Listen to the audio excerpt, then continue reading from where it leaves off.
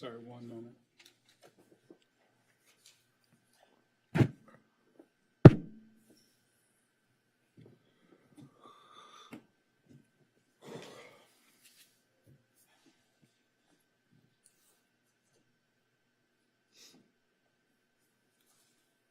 Just working on the feedback issues.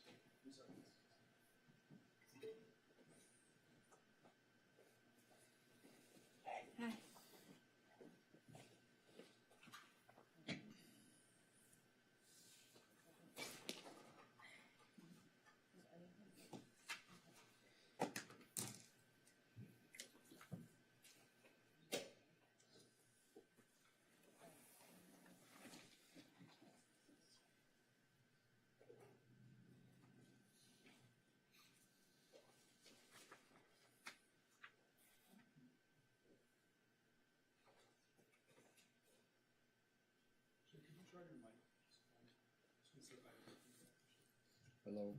Test. Here, now you try. Check.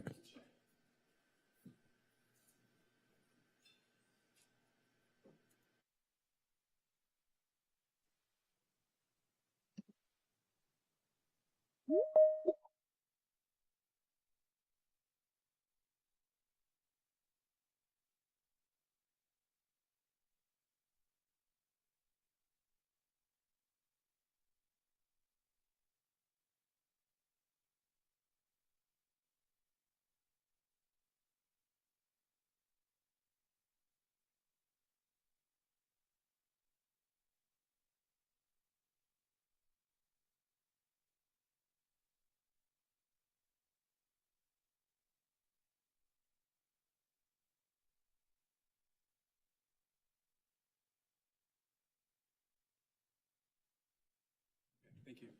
We good? Everyone good? We good? All right, thanks everyone for being here. We are going to call to order the March regular meeting of the Disabilities Commission for the City of Santa Monica. I'm going to start with a roll call. If you're here, say aye. Commissioner Antonini is not present. Vice Chair Rockfelt. Aye. Commissioner Clark. Aye. Chair Elliott is here. Commissioner Cosmea Dodge.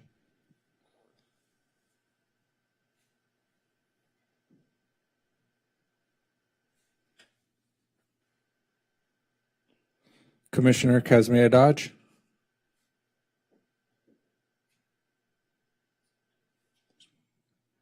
The cart's a little slow.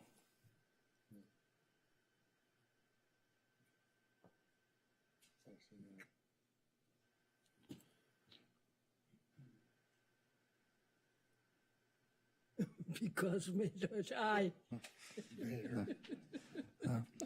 Commissioner Nguyen. Aye. Commissioner Azaria is not present. Commissioner Gordon. Aye. Commissioner Royale. Aye. Commissioner Adiemi. Aye.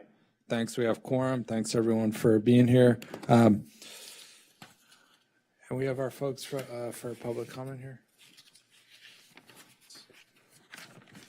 So we have 3 submitted public comment tickets. The first up is Chad Kruger.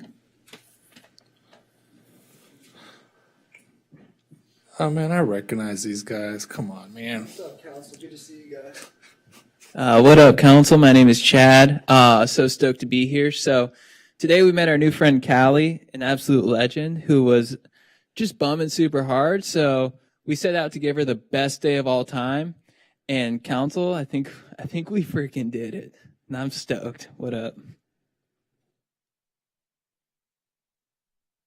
What up, Council? My name is JT Parr. I haven't had as much time to prepare, so my policy references won't be as exact as I prefer. But I know there has been discussion recently around public transportation, specifically our busing systems and whether they should have right-of-way with the lights. I mean, I think most buses should have a dedicated lane so we can upgrade our cities and make them multimodal. But if in lieu of that, I do think it behooves us to make the buses as fast as possible and give them lane preference and light preference in all situations. Without further ado, I'd like to give it up for the person who we helped today, and in the process, she helped us, Callie.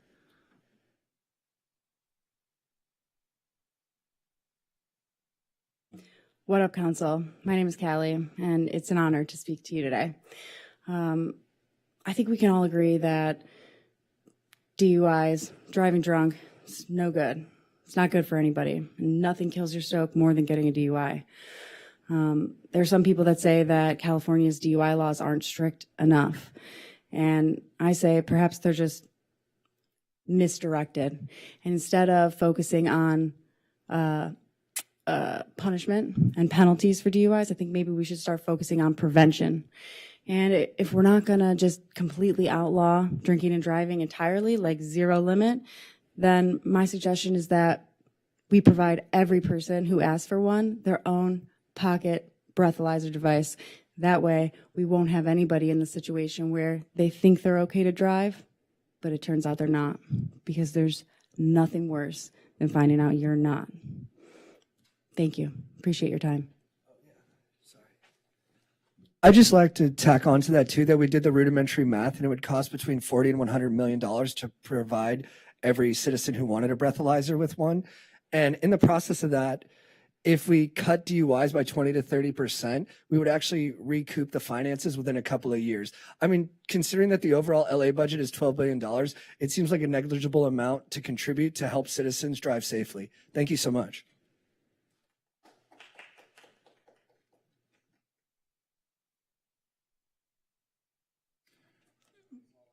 I believe that's all the public comments, yes. Thank you. Appreciate your comments.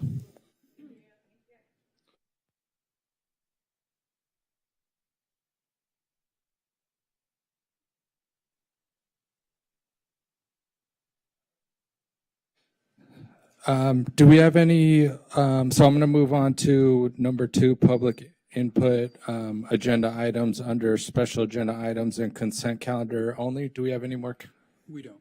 Okay, sweet. All right, I'm going to just keep it moving to our special agenda item, presentation and discussion on disaster preparedness efforts. Lindsay Call, Associate Director, and Mina Jan Mohammed, I'm sorry if I mispronounced that, Emergency Services Administrator, Office of Emergency Management, City of Santa Monica. Thank you so much for being here. Appreciate it. Thank you. Thank you, Commissioners. It's a pleasure to be here. Wanted to provide you an update with the work that we've been doing in the Emergency Management Division. We're also very lucky to have Kathy Taylor, a part of the fire prevention team, to share a little bit about the program that she's working on. So first, we had a change to the Office of Emergency Management, or formerly known as. We have transitioned from the City Manager's Office to the Police Department. So that change just happened this year. We are still comprised of 2 different units, Public Safety Communications, which is our 911 Communications Center, and also Emergency Services and Preparedness, which is for disaster response and planning, and the operations of our Emergency Operations Center. Okay, I am going to turn it over to Mina Jan Mohammed, who is our newest addition to the team. She serves as our Emergency Services Administrator. Thank you, Lindsay. Good evening, Commission. Thank you so much for having us here today. So I'm going to talk about some of the current activities that our office has been completing. One of the things that we really love to do and look at in all phases before, during, and after a disaster is working with all stakeholders in our community. So recently we've done a variety of disaster preparedness presentations in the community. We've worked with Wise and Healthy Aging, YMCA senior groups, and Sam O'Shell. Anything that we can do to help our community members build their own personal preparedness and resilience is considered, great, and we love any opportunity to get out in the community and do that. As part of our CERT program, CERT stands for Community Emergency Response Team, where we equip our community members with the skills and tools to be able to respond in the immediacy after a disaster. We have a AFN presentation as part of that training module. This is in addition to, the city has added that in addition to the core curriculum of CERT. The goal is to have whole community planning and preparedness, and to ensure that those CERT members are able to care for all members of our community. In looking at outreach efforts, any emergency alert graphics and messages that go out into the community, so on our socials, any preparedness information, we're always looking to make sure that that's translated in both English and Spanish to ensure access to the message that's being shared. We do have a designated role in our Emergency Operations Center for AFN advocacy and planning. And for those of you who may not be as familiar with the Emergency Operations Center, also known as the EOC, this is a central location for city staff to come together and coordinate and have a cohesive response during a disaster. You have representatives from all departments, and we have that key role in the EOC structure for AFN advocacy and planning. Recently, we also had the promotion of text to 911, which has been an extremely helpful tool for our deaf, hard of hearing, and speech impaired community members. Additionally, so we look at emergency management as kind of a cycle. There's preparedness, mitigation, response, and recovery. And in part of that preparation, we look to stockpile supplies that may be needed in the immediacy of a disaster. You'll see here some of the shelter supplies that we have stockpiled: durable medical equipment, low vision assistive technology, medical and bariatric cots, and infant and toddler supplies. We also, when we do outreach in our community and we go and we speak to different groups, we like to bring goodies sometimes. One of the things that we sometimes provide are travel pill containers. We know how important it is and how dependent some of us are on our medications. So if possible, we like to encourage having a stockpile of those medications and thinking about what that would look like if you couldn't get immediate access. Do you have a backup access to those medications that you're dependent on? And here you'll see some of the webpage resources we have available. We like to think of this slogan in emergency management: make a kit, make a plan, stay prepared. Make a kit, make a plan, stay informed. Knowing where to get information is one of the easiest ways to be emergency prepared. We have a variety of resources available on the city webpage, and we're always more than happy to work directly with our communities should they have any direct questions on how to be prepared or supplement any of the topics you see on the screen.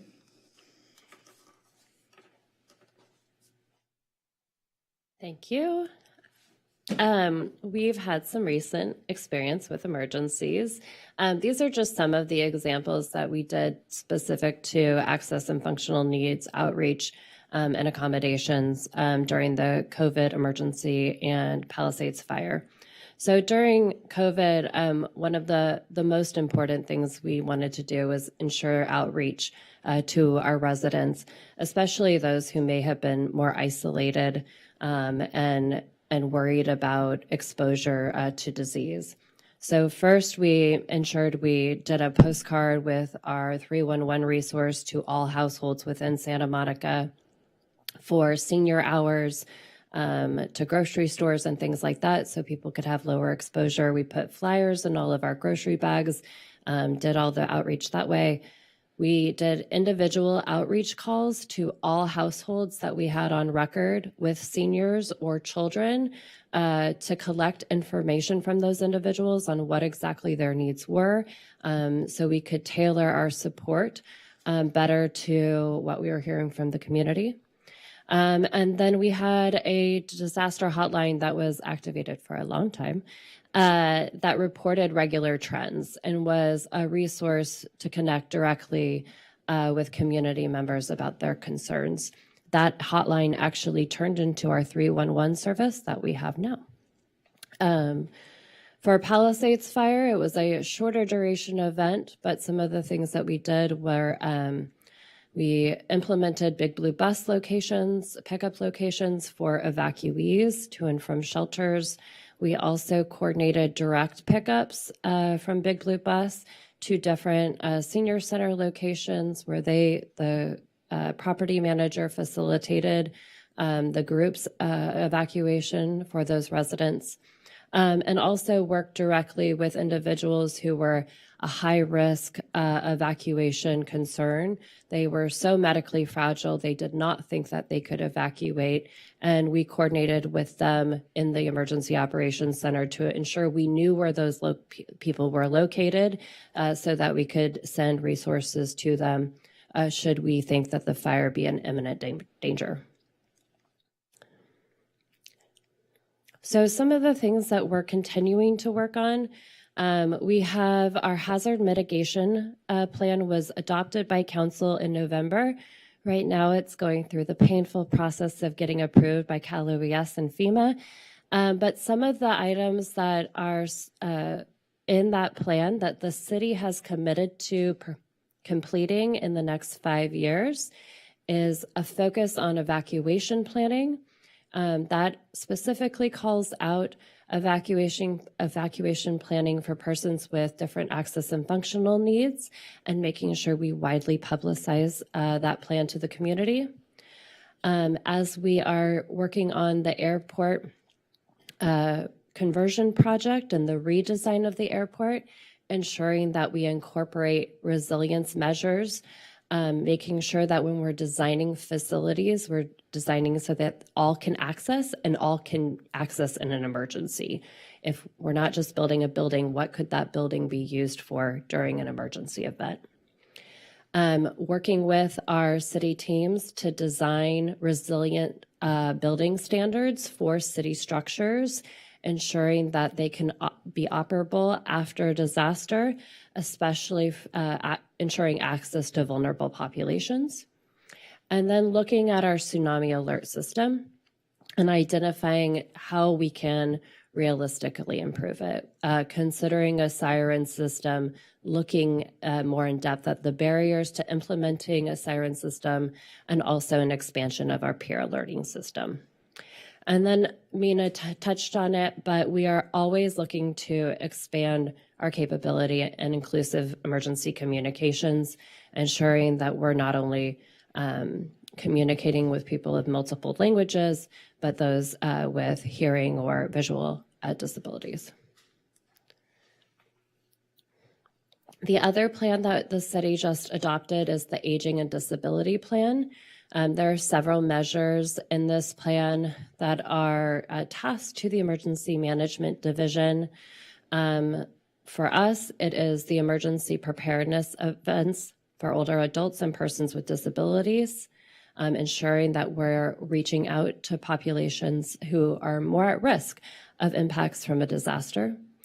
All department city evacuation plan that aligns with our local hazard mitigation plan goal. And then transit partner evacuation readiness, making sure that Big Blue Bus, LA Metro are informed of our evacuation plan, and we have an understanding of what their evacuation capabilities are, especially when it comes to access and functional needs, because buses are only equipped to handle so many wheelchairs and persons with disabilities. And so working with them through that and really understanding their capacity and then strategizing what we need to do to ensure safe evacuation for everyone. Some of the items for our evacuation planning are listed here. We really want to make sure this plan is multimodal, that it not only focuses on vehicle evacuation, but pedestrian and persons with disabilities. That we're doing public outreach not only to residents or businesses, but caregivers, and using non-traditional communications. In our high-risk fire area in the northern part of the city, it's a more aging population. There are a lot of caretakers, both of the home and of people, and making sure we're incorporating them into those plans. Again, making sure that we have our long-term care facilities, senior care facilities engaged in the plan, and they understand evacuation terminology and our protocols. We talked about transit, and then inviting a Disability Resource Center to serve as an advisor on this plan to make sure we're using best practices. And then finally, preparedness through partnership. We also welcome any feedback, right? We are gearing up for a lot of different special events in the city, including Paralympics. And so, you know, I think this commission has the opportunity to serve as an important voice as we best prepare not only for those visitors, but for any visitor or any resident that comes to the city and has different types of needs. We also welcome your participation if there is a member who would like to be involved in our evacuation plan and the evaluation of it. Again, the more the merrier. There's always opportunity for collaboration, amplifying our work, making sure other organizations know that we can present to them specifically about their items. Go for it. So just in conclusion, any opportunity we can work together would be wonderful. We welcome your feedback. And I would love to go to the next slide, and we'll welcome up Kathy Taylor to speak about a really exciting new tool that'll help our community prepare and build a relationship between the city and our stakeholders. Hello, everyone. I'm here to talk to you about Community Connect. I'm Kathy Taylor, the Fire Prevention Coordinator. So Community Connect is a piece of a platform that we have with the fire department that connects to our First Due program. It provides information about the resident or business owner en route to an emergency. So what we need everybody to do is sign up for create a fire and life safety profile. We want to know about your property, your people, your needs, and your pets. You can even put a picture of your pet on there so that we know that you have a nice furry friend that's at your house with you. In order to create the account, you basically sign in. It's free. You get started, and all you need is your email, your phone number, your address. You want to enter information like if you have any medical needs or specific mobility needs or functional needs. You want to put that information in there. There's also space for emergency contacts and any gate codes or any kind of information about where your gas is, and if you have any hazardous materials in your businesses, that's information that we want to know. And then we're able to pull it up on the way over to your house or residence. So basically, this is the platform. You go on, you pick whether or not you're a resident or business owner. And there's the other landing page for your email and your password. It only takes just very few minutes. And then here's a little landing page of the types of things that are on there. So you have household information, access to your utilities. You can even request a smoke alarm through this app, and we will connect you with American Red Cross, and they will put in, they will come to your house and install one for free. For businesses, the information that we're looking for is pretty much the same. You can also attach floor plans, any fire systems, and any hazmat materials that you might have on your business. It also includes occupancy information for anyone that's there, like security or any landlords or contacts that you have on site, and also where your Knox box locations might be. So, and if you want to create a profile today, you would scan and it would take you to that landing page. It really only takes a few minutes. We're trying to get at least 300 to 400 seniors enrolled in the program. And we're also trying to basically get every business and resident that lives in Santa Monica signed up. So we're open for any questions. Thank you.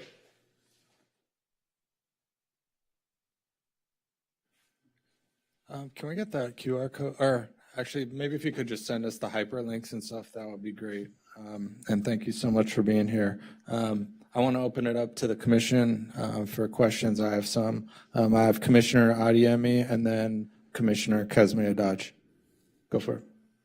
Thank you for the good presentation that you just made.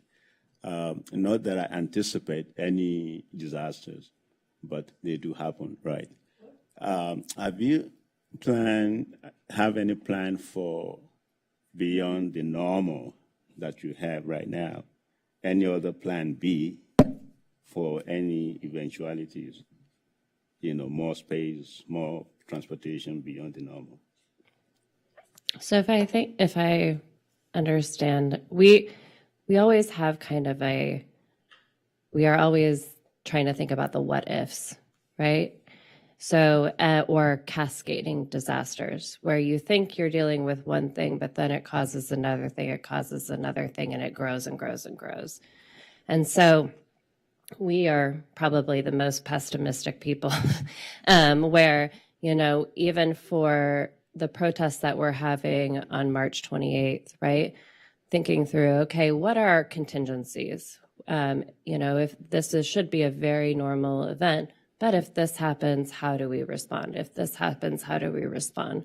So that's constantly in our mind and in our planning.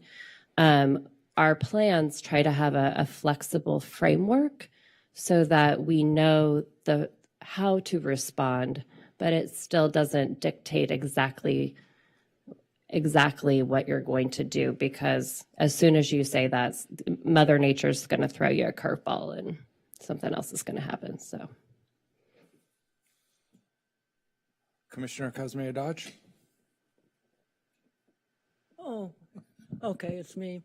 I have some actually specific questions to my situation because I'm in a wheelchair, and I find it very, very good, everything you've outlined as to what you're planning. It looks wonderful. As it affects me, there are other issues that weigh in. Like, I'm not able to get ready for an emergency. Somebody will have to help me. I'm not able to get my stuff ready. I'm not able to get my wheelchair ready. Basically, somebody would have to be there. I mean, I can call, but whether somebody, and I mean, it's nice that you're reaching out to all the caregivers, but they're not going to be there. Nobody's going to be there in emergency. Really, none of my caregivers. They're wonderful, and they really take good care of me, but they're not going to be there. I'm going to be alone. So, and I couldn't get to a bus by myself. You see what I mean? Yeah. I would need like a personal I don't see any possibility, I don't see that as my situation, that I would be able to find somebody that would come and help me get out of there. And that's one thing. The second thing is, wherever I would go, I mean, I don't know if this makes me a special person to leave in one area, but my diet is so restricted. I only eat organic. I'm vegan. I would not be able to, and I wouldn't be able to sleep in a bed, get down on a bed that was too low. These are all the issues that I don't know I'd be taken care of if they took me to wherever they might take me in emergency. So those were just basically my own personal concerns in my situation. But what you're doing, you're going the right direction, and it looks great to me. I just have these personal circumstances to add. I hear you. And every person in their lifespan will be a part of an access or functional needs group. Whether you're a child, whether you're a pregnant person, whether you have a disability.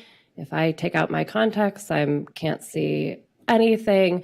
And so what we advocate for is coming up with your own personal plan. We have some tools where we recommend that individuals do their own assessment, identifying where are their own vulnerabilities and what kind of specific support that you've already outlined do you need.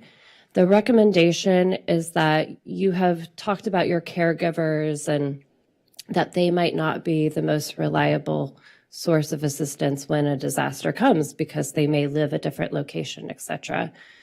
Making sure we really advocate for introducing yourself to your neighbors.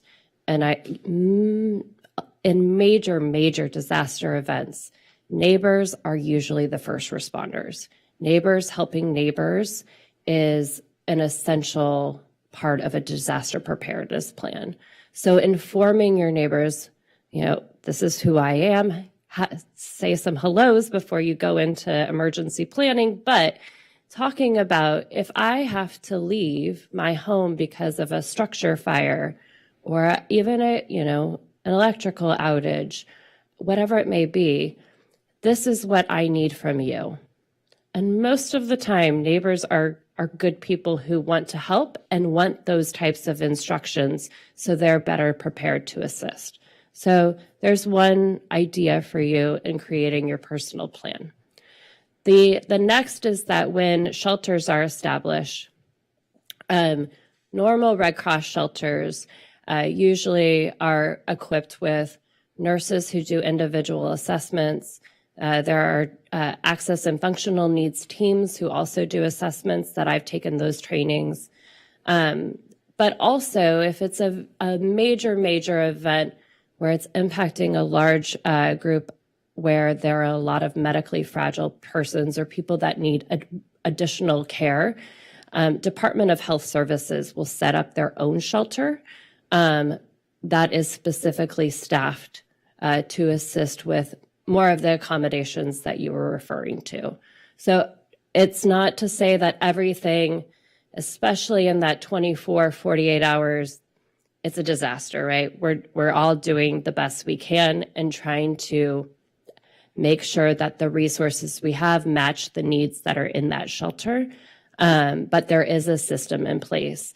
One of the things that Mina just spoke to was we've tried to take it upon ourselves to pre-identify what are some of the medical equipment or things that we can stockpile that can ease someone's way, make it a little bit easier that we could quickly give them that resource in a shelter instead of having to go through a long procurement process. One thing that everyone can do, though, is if you use assistive devices or a wheelchair and other types of equipment, please make sure to have it written down what kind of equipment you use, have copies of your insurance, because if we have to reorder that, having that documentation ready to go will make it so much easier.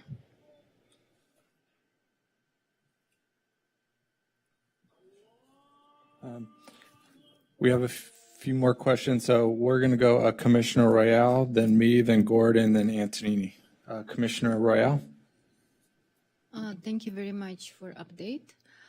I have question about, can you kind of like explain the status as of today? For example, if the city has sirens, so can they be used, for example, today or tomorrow if something? So what is the situation with buses? I understand it's kind of like plan. So, but I just kind of like to have a picture. Is like all the service improved since Palisades fire, or it's kind of like still in the process of be improved? So I think your first question was about sirens, is that right? So we have different type of technology that we typically use instead of sirens. So we have a type of technology called wireless emergency alerts that we deployed during the Palisades fire, where we're able to pick a geographic area and Santa Monica has the training and technical ability to do this ourselves and not be reliant upon the county, where we pick that geographic area and we send a message to every cell phone in that area, no matter if you're a visitor, a resident, a guest, whoever. We deployed that twice during the Palisades fire. During when we were issuing evacuation orders, I was the one who sent it. It was very scary for me pushing that big red button, but it all went out well. It's a really effective way to, when used correctly, to reach a lot of the population very quickly. And it's probably a better tool than a siren. Really, the siren technology that we're looking at would be mostly for a tsunami on the coastline, but there are a lot of complications on who owns the coast, the infrastructure, et cetera. So there's a lot of hurdles that you have to evaluate. When it comes to the buses and the transportation, we've only had a year since the Palisades fire, I think we did a good job in providing the services that the community was asking of and making sure we provided those resources. If we needed additional, it's really a capacity question. Like if we're having the emergency, we can procure buses from other locations or change our service lines and augment. We can make shifts so we can get as many buses as we need. But if it's a regional disaster or, it's a lot tougher.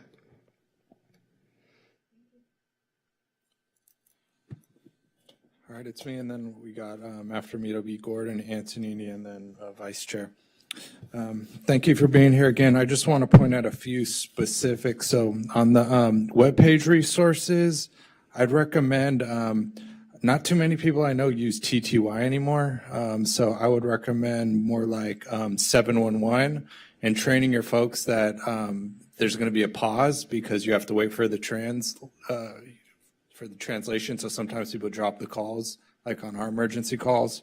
So just training in that and maybe having a link like you can use your favorite relay service, dial 711, then the phone number, and maybe also some training on like Purple or Sorensen or other VRS providers.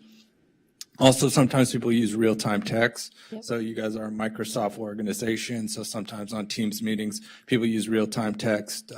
But TTY is kind of an outdated technology. And maybe even sharing some information and training on the accessibility features within Teams, because when you're interfacing with the community, it's probably going to be a Zoom or a Teams meeting. So just making sure you're including accessibility. And then just, I want to point out on our agenda under 3B, we curated some specific things on access and functional needs in disasters. Actually, we worked together on disasters in the past, and I've been on a number of deployments. But some partners you may want to consider are the ADA Pacific Center. They have experts on this. They bring in experts from all other states. They have free webinars. They're great.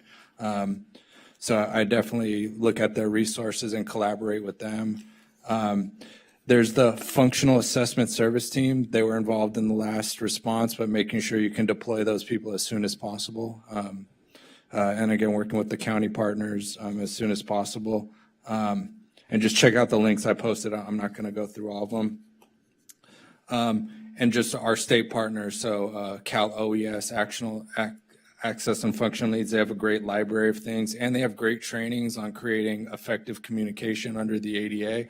I'm concerned about our capacity to create accessible materials, and that's a gap we have. And everyone in a disaster on your team needs to know how to do that. They can't forget alt text. They can't have bad color contrast. So you have to, and it's the law starting in a month. So, and then again, the standards, WCAG 2.1, but we're in Santa Monica, we should be doing 2.2 or better. And then just with our app, this has been kind of an issue I have is, so when you do, we need to have better search terms for access and functional needs within the app. I've written to the city, I've said it here multiple times.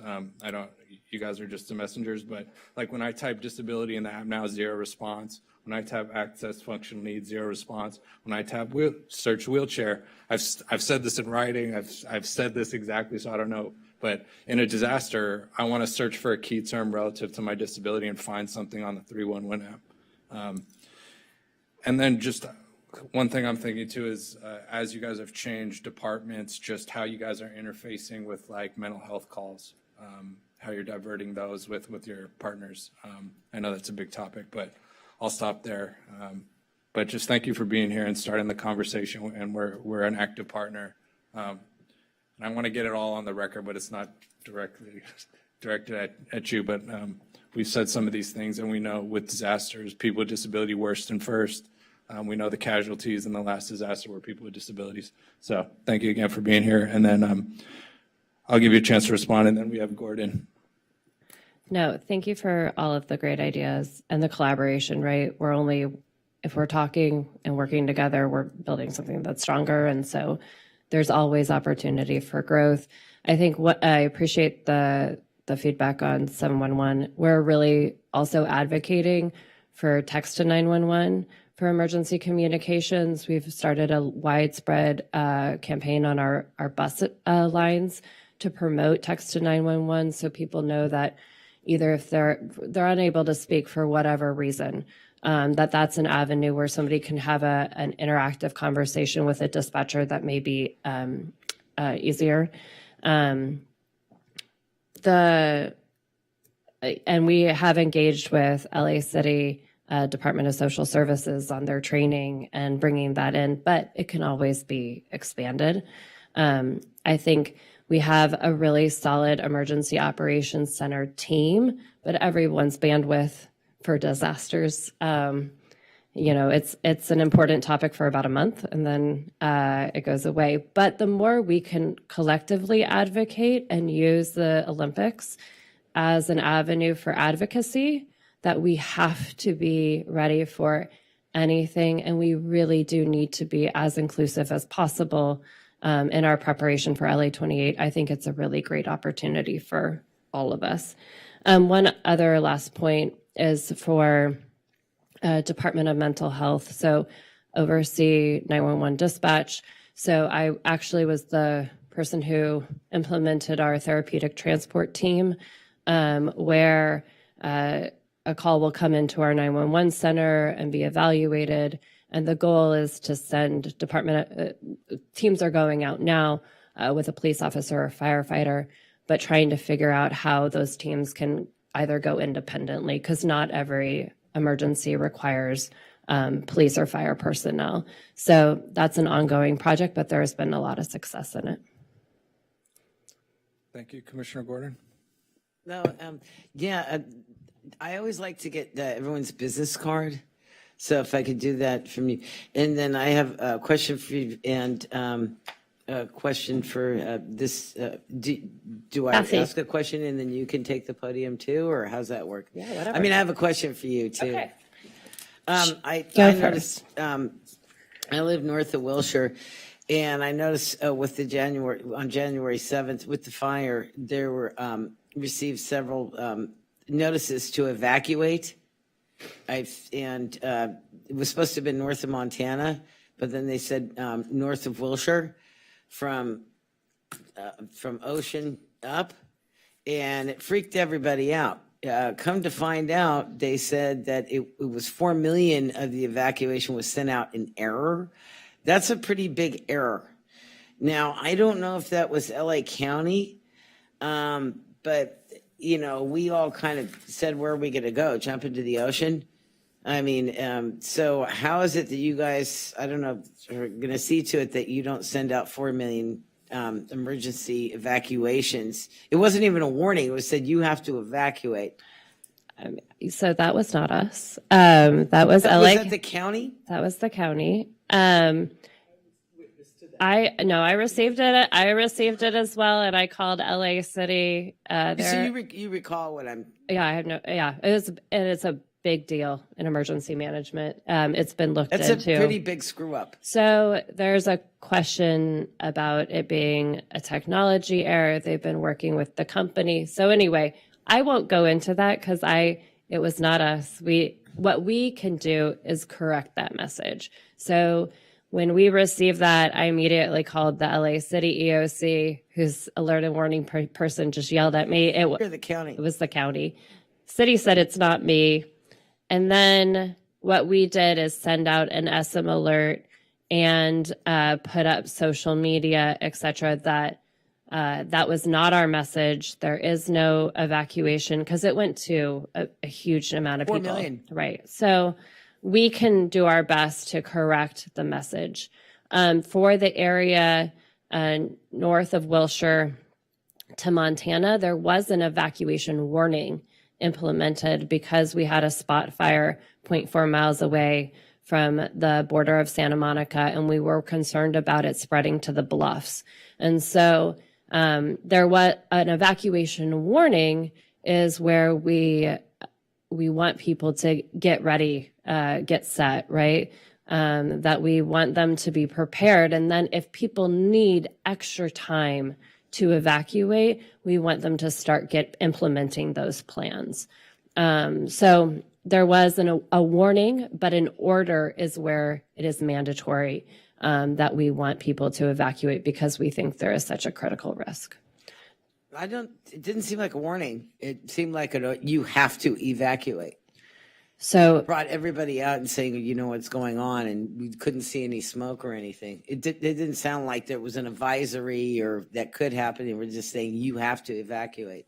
that WIA was done in air, and there was an issue with it. So I hear you on that, but the LA County is the one to correct that action. So in other words, you guys could, in more local level, correct the incompetence by sending out the city of Santa Monica alert to supersede that. Which we did, but we didn't do it as a WIA because it's a pretty annoying alert. And so we used many different types of communication tools to send a corrective message, as well as local media picked it up, et cetera. So the message was well distributed, but we opted not to do that type of forced alert. Well, I don't know in what way were you sending it that was different than the alerts through the phone? You said you sent out corrective alerts? So we have a system called SM Alerts, where I highly recommend everyone register, where you receive public safety updates or severe traffic alerts or emergency alerts. And we sent it out to that group of individuals. We sent it to, we posted it online via social media, and then the news media picked it up very quickly.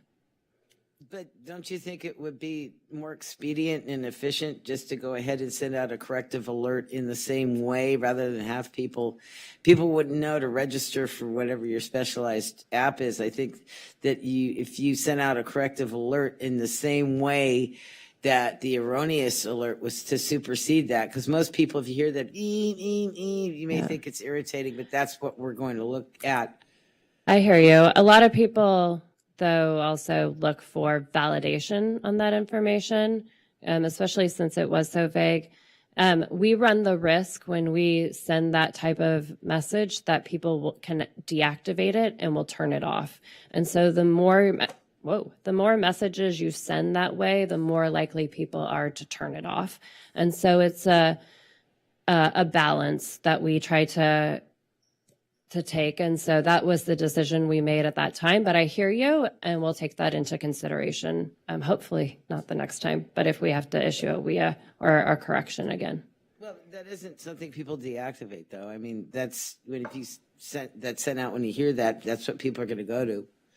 So it'd be more expedient if you just sent out the corrective alert in the same way. I know I don't deactivate it. I hear you. Thank you. Yeah, we'll take that into consideration on the next, if there's an issue with a WIA and we need to issue a correction to our local residents. No, okay, and then I just wanted to say that it would be very nice to concentrate on community. And maybe with all the information you send out everywhere, you could just mention in there that, it's going to take a community, and for people to be aware of it. And when you send out your flyers to get what the businesses have and all that, you can notify them that, it does take a community, and people in buildings where there are disabled people, they can be aware that, not just the disabled people, that we have to help everybody and look to help everybody. That's basic,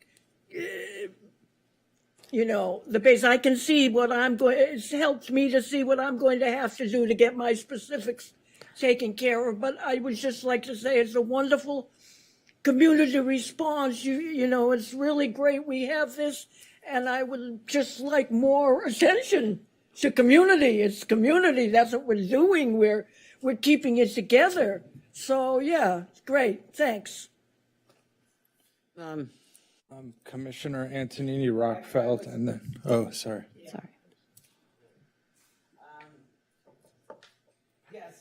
just wanted to, and then if I can just ask you a quick question. And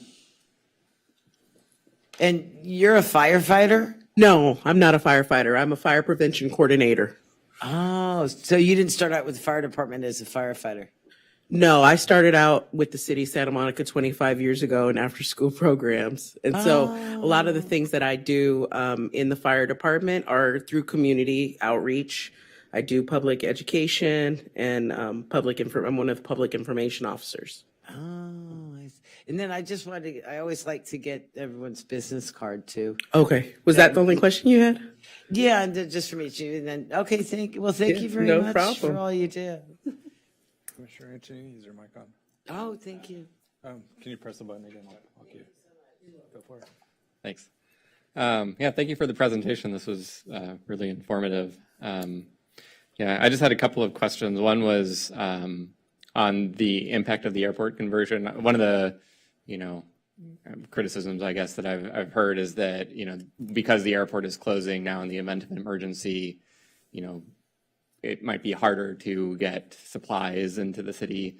I was just curious to get your take on that.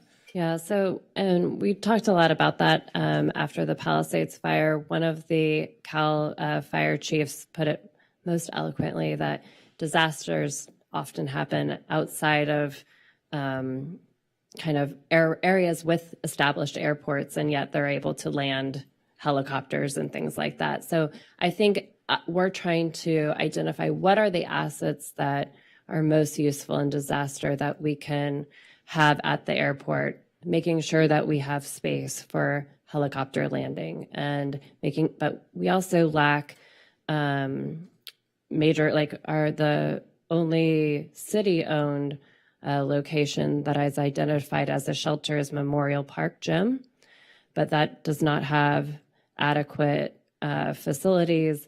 It's not seismically retrofitted. And so it's kind of what can we build instead? I think we can create strategies to have supplies and transportation regardless.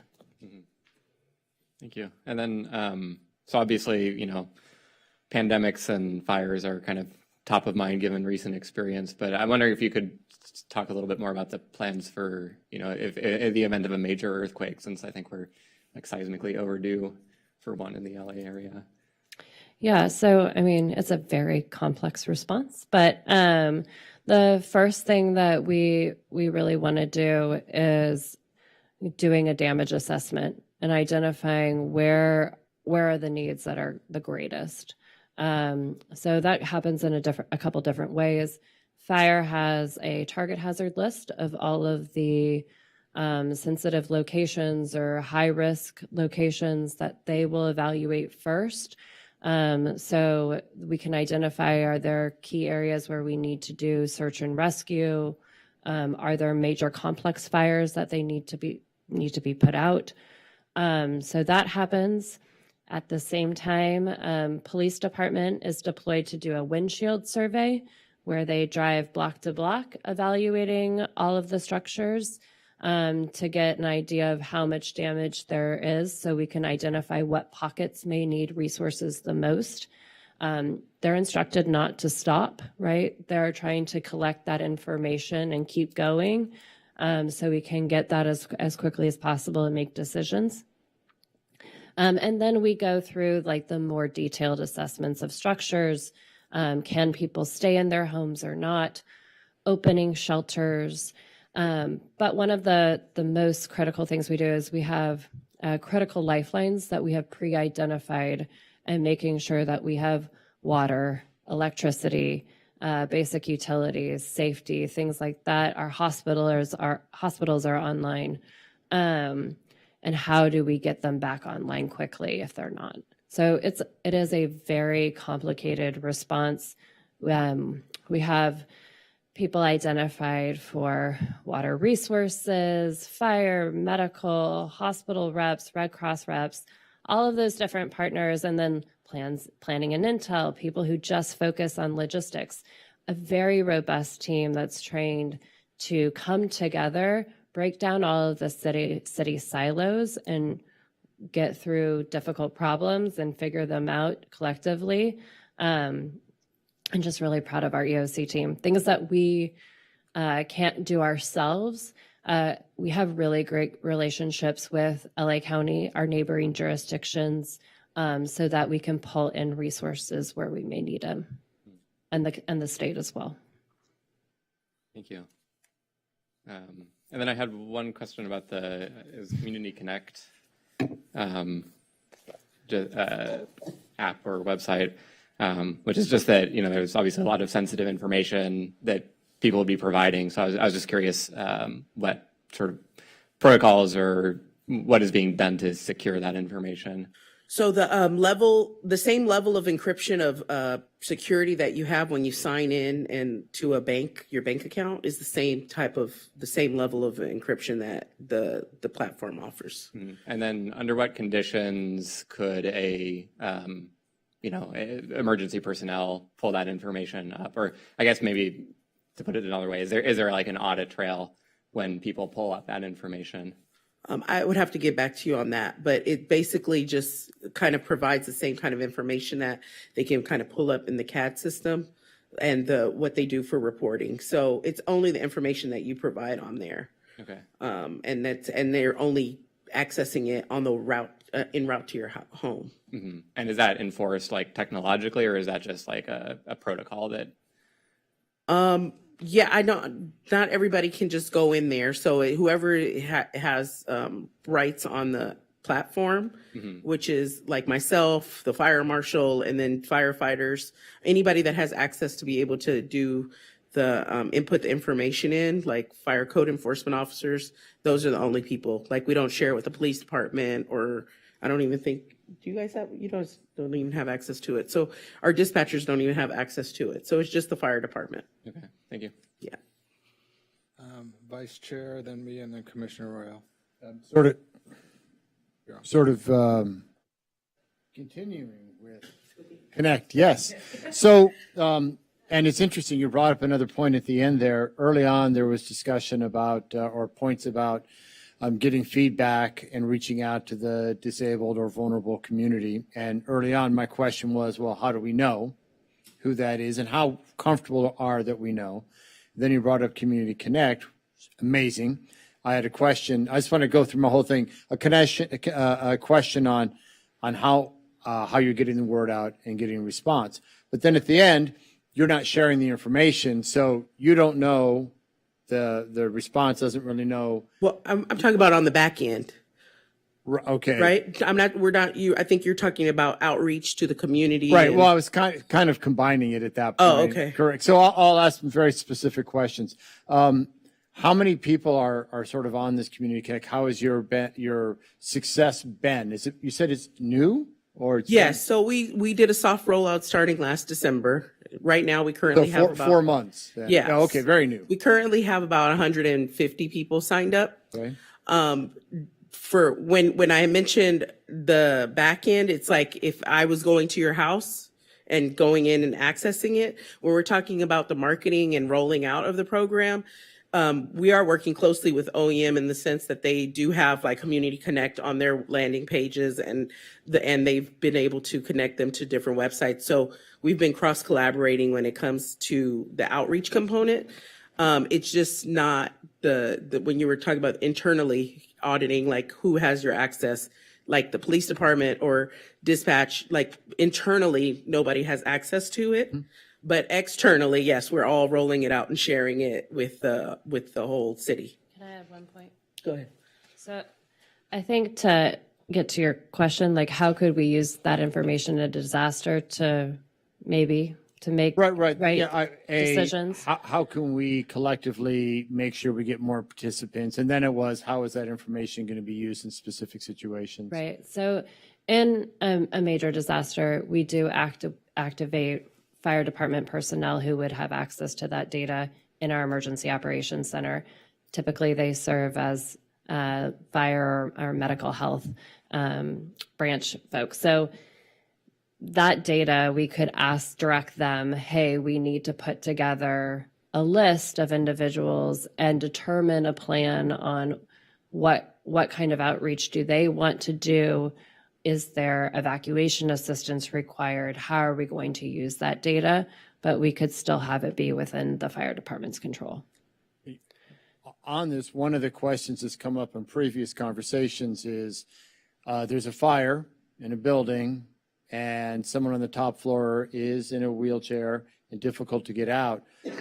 How does that information from this Community Connect then cue a response, knowing there's someone up there or someone who may not be able to get out by themselves? Well, if they're enrolled in the program, Right. then they would have put that information in there, and they would have access to it. And if they're not enrolled in the program, do we have other? Then they're other showing ways? up and they're just doing the regular, like what they would do and problem solve as they would without knowing, So up to the Community Connect, what did we have as a community to get a better idea of who might need additional assistance? So just recently we had, the Palisades fire. So we had certain community members that were on a list that you collected for that we couldn't, that they may have had to shelter in place. And so we went specifically and did a plan to actually get those enrolled that were on that list. We went out and targeted outreach to those community members. And so before that, we didn't have Community Connect. So we were just responding to calls, like we normally do with the best practices that we I think it's a great idea. It's just, the question will be, how are you going to get the majority of the vulnerable population enrolled in this? And yeah, I mean, what do you have as, I had some ideas, but what is your launch plan and sort of making that happen? Okay, so my rollout plan basically included, I've gone to a lot of the SMUSD school district meetings. So I've gone to PTA meetings, I've gone to ELAC meetings. I've also gone to teach at different senior groups. Every event that happens quarterly at Virginia Avenue Park, which is there's a big festival that happens. So every single time that we go out and do a booth, we're trying to get people enrolled in Community Connect. So I go to about, I would say, probably about 8 different community events a month. And so at every single event that I go out, I'm constantly pushing this. So farmers markets, I've been at various farmers markets. So I'm kind of going out and doing the day-to-day heavy population. We also have recently this week we just did a social media post. So if you follow Santa Monica Fire or City of Santa Monica, you might have seen me talking about Community Connect. We also have put it out on social media. We've done press releases. So we're constantly, out there getting the word out. It's just having, people actually sign up. So a part of the the aging and disability plan, we're going to host 4 workshops. The first one is going to, I'm going to be working with either the library or ISD to have some laptops set up at our fire service day that's happening Saturday, May 9th. And so people will be able to enroll right directly off their phone. We typically have a code, this QR code, so people can always just sign up with their phone and register on the spot, but it's just kind of getting people to actually go through with the process, right? So we're doing a lot of the work, but it's actually getting the user to commit to signing up. In the sort of the intellectually developed disabled community, there are like 4, 5, 6 choke points in Santa Monica. These users are not going to sign up by themselves, but it would be useful to reach out to these businesses who work in this community, regional center, areas like that, where these organizations would likely promote it within their client base, so you wouldn't have to do it as well. So I'd consider that, and you're welcome to reach out.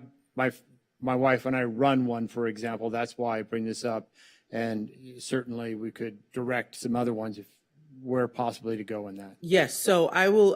I can share a card with you as well. We're also putting out 300 we're working with Meals on Wheels, and we're going to be putting flyers on each meal that goes out in the upcoming weeks. We're going to do the door knocking soon, so you'll see us in another video with our Meals on Wheels delivery. But they have offered to also give us let us put out 300 flyers on their meals. So We're trying to reach those different communities. If you have communities that you want to reach out, please feel free to contact me. I'm able to set up and go out directly and help with some of that enrollment. I have a question, and then we have Commissioner Royale. And thank you so much for taking all our questions and being generous with your time. I just wanted to highlight, again, check out our agenda, but a few more resources that might be helpful, like the AFN library from the state. They have like a module for training for CERT programs for access and functional needs. They have a ton of great apps. So let's not recreate the wheel. So I would take a deep dive in there and take whatever we can that applies to our environment.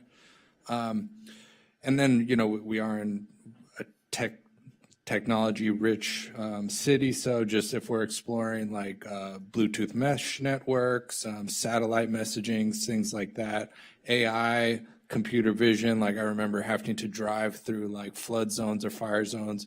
We can use a drone with computer vision, but while preserving privacy and security to maximize in a big disaster. So make sure we're exploring the new technology, but doing it with privacy and security in mind, especially if if that computer vision can expose people with disabilities.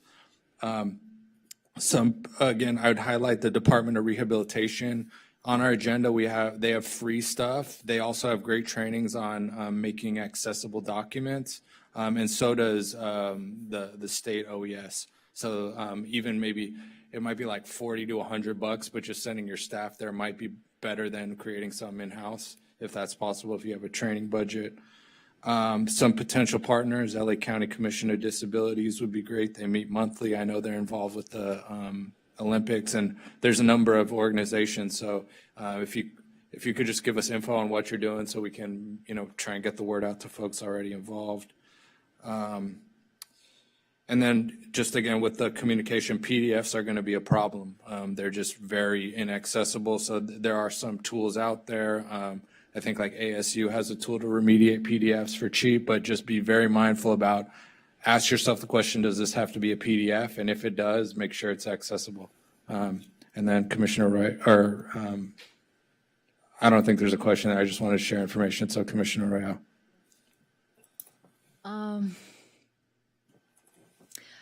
This platform, it's basically for everybody. It's not necessary only for people with disabilities. It's yes, anybody can use it. Right. So is that can be used by emergency responders if, for example, there is like no disaster, but a person with disability, for example, need immediate attention somewhere on the street? So each city has to sign up for it. So it's by the department. So it's not like there's certain cities that are signed up for it, like Downey Fire Department has it, like we have it. It's very specific. So not everybody has this program. But within Santa Monica? Within Santa Monica, yes. Okay. So, and for example, in case of disaster, is there any priority? Kind of like, I mean, the person who registered already with that platform, they still have to call 911. Yes. So if there will be any priority between people kind of like who registered and call 911? No? No. Because like it's... Yeah. The other piece of it is for it to, the information in the app to register with a specific issue that you're having, you have to be at the location where it's registered, right? So like when you're calling 911, if you're having a medical emergency outside of your home or business, the responders are not going to I automatically identify that you're that person, right? Because we're taking the information from dispatch on the address of the location, and then fire is pulling up that information based on the address and identifying, okay, there's someone with a disability or a pet that lives there, or here's the gate code. But if you're anywhere else in the city, it's going to be handled just like a normal call for service. Thank you. Yeah. Thank you. Sorry. Yeah, thank you very much. Teamwork. Is it me? Sorry. Do you want to ask a question? I just had a quick question, I think. I was just curious, you've got everything so well planned. Is there a plan for after all the evacuees, you know, all that? I guess there's a plan to have food and water? Yes, that's part of the planning process is making sure that we have essential supplies for individuals. We do not have the budget nor the staff don't imagine that there's the secret bunker in Santa Monica with 7 days of food and water and all the dietary restrictions possibly needed for everyone in the city. That does not exist. And so we really do advocate that everyone have their own disaster kit with their essential supplies, food, water, but what they need personally. So again, we talked about medication, information about your health conditions, the medicines you take, assistive devices. That is all important in building a personal plan. However, when we set up a shelter, we work with the Red Cross to make sure that we're providing the essential services at that shelter: food, water, showers, information, all of those types of things. I'm a bad Red Cross representative right now, but all of those types of things. And then if the Red Cross is struggling getting that, they work with the county or the state or us to make sure that we have that. So, we have a great relationship with our local Red Cross, which is right at 11th and Broadway. I'm on the board of directors and have been for a very long time. So there's wonderful collaboration with them. And we've opened shelters even in support of other jurisdictions, like in Woolsey Fire or in the December fire, Franklin Fire. Yeah. Last call for questions. I don't see anyone in the queue. All right, I just want to thank you. Want to keep the conversation going. We're going to have a public hearing scheduled for July. We'd love to have a representative talk about. It's going to be an opportunity for people with disabilities to say what's going on, what they're concerned about, and this comes up. So be on the lookout for that. It's tentatively for July 8th, our typical time. And you have our contact. It's public information, and we'll keep it moving. Thanks so much for being here. Appreciate Wonderful. you. Thank you.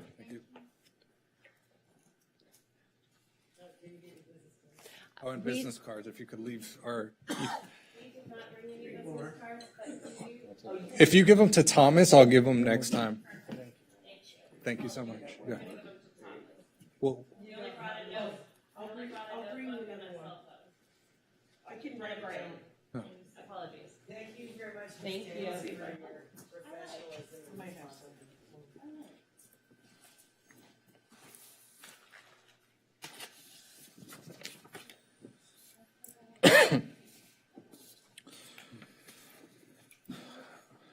okay, I'm going to keep the agenda moving to 3B, and I'll try and be quick on this. Just wanted to share some resources, and I curated them kind of, based on the presentation today. So 3BI are all disaster relief, emergency preparedness related resources. And we talked about them during the last presentation. 3B2, it's the link to LA County Department of Public Services information about keeping your benefits with some of the changes to HR 1 bill. Recertification is going to happen more periodically, and a concern I'm hearing from the community is just making sure they maintain their benefits like in-home supportive services. So just wanted to share the latest information on how to keep your benefits active. 3B3, the California Department of Rehabilitation has some great resources and trainings on their website about issues impacting people with disabilities, like disability awareness, disability etiquette. So I just wanted to give the hyperlink to the community. They're accessible. They include outlines and transcripts and YouTube videos there. So check those out. There's some good stuff. 3B4, There's just been a lot in the news about the autonomous vehicle. It seems like they're coming up a lot in the news lately. So I just wanted to say, don't forget about how it relates to people with disabilities. So I wanted to get an article related to that, making sure they're accessible. But this piece just brings up some issues people with disabilities are bringing out, wanting, there's a lot of potential with autonomous vehicles to increase access, but people with disabilities need to be a part of the conversation and think about some of our issues. So just wanted to share that link to keep us in the conversation. I've seen a lot of links, lots of doing Control F search, disability, 0 results. So I wanted to just get that on people's minds. 3B5, Global Accessibility Awareness Day. This is a big event in the disability community. It happens in May. And this is generally the day when all the tech companies announce their upcoming accessibility features. So you'll usually see a lot of press releases from Apple, Microsoft, Google, and saying, hey, in the next release of Android or iOS, there's going to be all these accessible features. It usually happens on this day. And we actually had this, the gentleman who's one of the founders present to our commission a few years ago.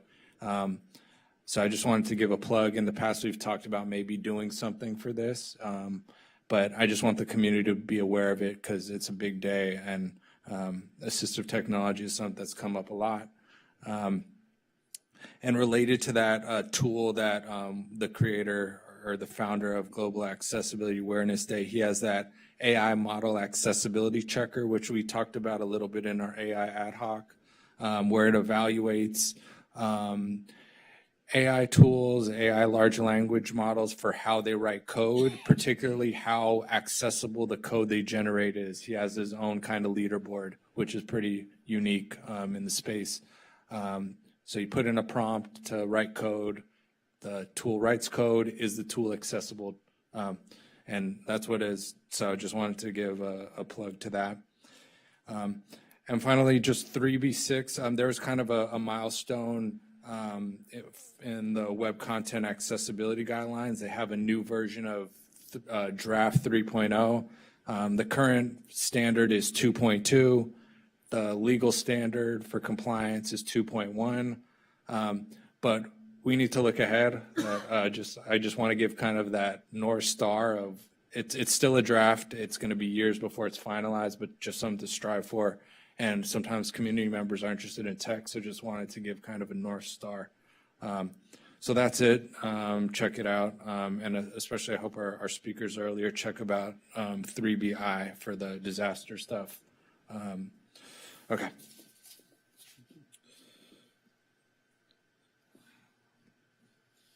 I'm going to keep it moving to 5A. If you guys could take a brief second to review last month's minutes. And then once you've had a minute or two, if I could get a motion to approve.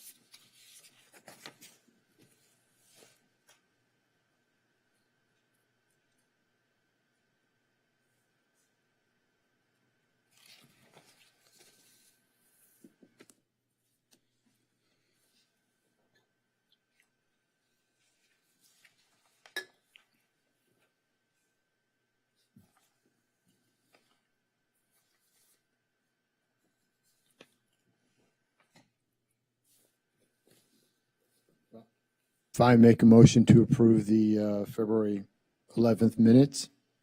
Do I have a second? If you'd like, I can do roll call for that. Okay, so Commissioner Adeyemi? Commissioner Antonini? Abstain. Commissioner Sara is not present. Commissioner Clark? Commissioner Gordon? Commissioner Cosmea Dodge?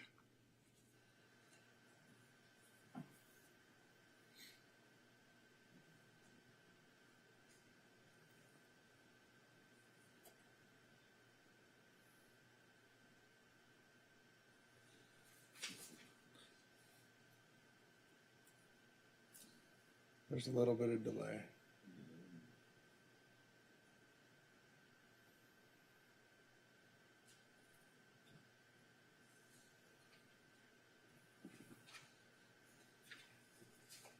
I abstain. Thank you. Commissioner Wynn? Aye. Thank you. Commissioner Royale? Aye. Vice Chair Rackfelt? Aye. And Chair Elliott? Aye. That is 7 ayes and 3 abstentions. The motion passes. Thanks. Awesome, thank you.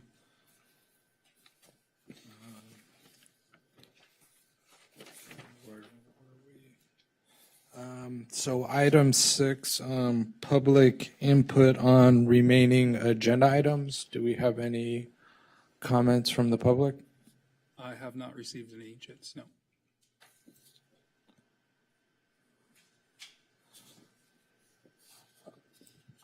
Okay, I'll keep it moving.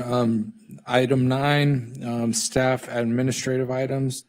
Thomas, do we have some items? So there's nothing on the agenda, but I do have a quick reminder for all of the commissioners. Last week, an email went around from the city clerk just about filing, or a reminder to file the Form 700 that has to do with statement of economic interests. So was sent to each of your emails. The deadline to e-file it is April 1st, and they just asked to remind everyone on the commission to file that. It's a standard annual thing, so look forward to that. Thank you. I have a question on that. Or can I ask a question on that? Go ahead. When you say it's annual, do you mean annual from the date of appointment or just annual on April? To my belief, it is every April 1st. There needs to be it filed by. Okay, got it. Thank you.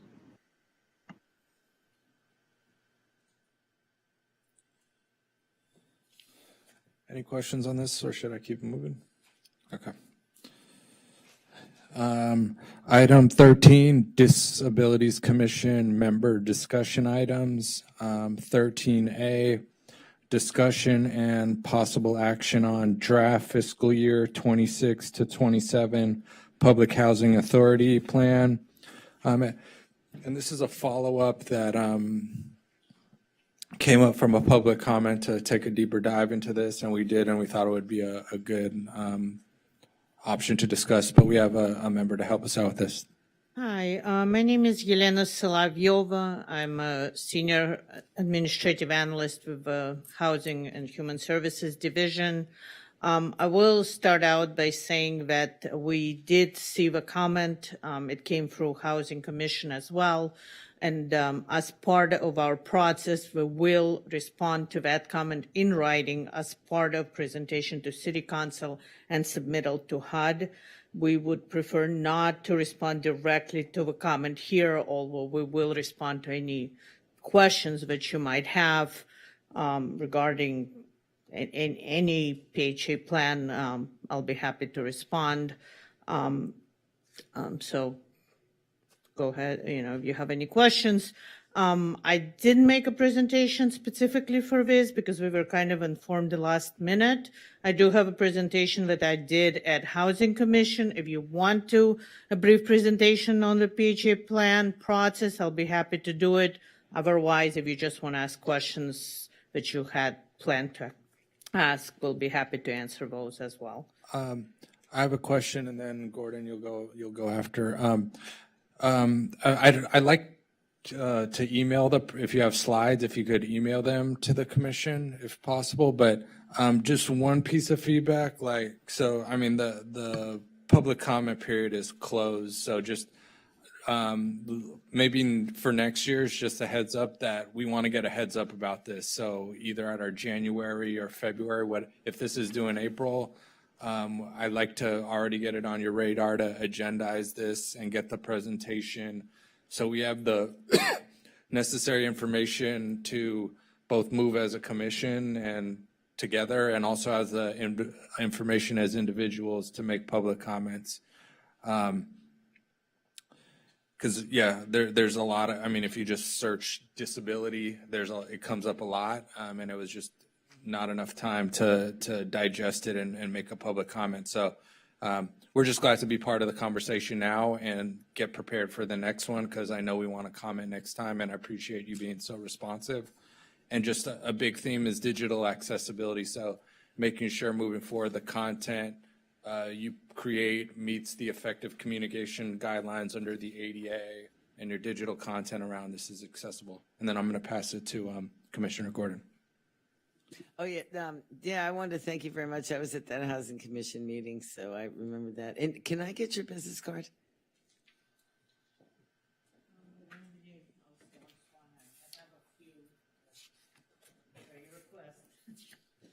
Okay. Thank you. And then I guess thank you so much. Oh, great. And then Chair Elliott, are we going to be discussing the PHA now? Is that next? Well, do you guys have? Because I do have one question, and then okay. Go ahead. You want me to go? I just so what opportunities for input are remaining now that the public comment period has concluded? Like where can we provide feedback? So you could still go ahead. We would even take public comment now. If any of you do want to submit a public comment at this meeting, we will take it. You could still follow the same protocols. You could still email it to us. The email that the comments should have been sent to is housingcomments@santamonica.gov. People could have came to our office. I just want to, to reiterate, we did send out just for, full picture, we did send out emails to the participants and to the public. It was on our website to indicate that people can make comments. It was a 45-day comment period that started on January 20th. So people could come in person to the office. They could drop off in writing. If they couldn't write, or they could say it to the person at the office, they could take it down. People could have dropped it off in a drop box that's in front of our office. People could have emailed. I gave my personal phone number. People could leave a message. Again, the comment period is closed, but, we will still take a comment if there is a comment. And if we can try to incorporate it before this is due to City Council, and if it's something we can incorporate and respond to, we will.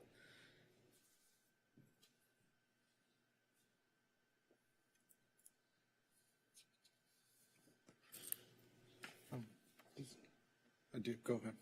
Oh, yeah, and then I noticed that your Housing and Human Services Department and City Council voted to merge both the Housing Commission and the Housing and Human Services Department. So is that something you're going to be overseeing?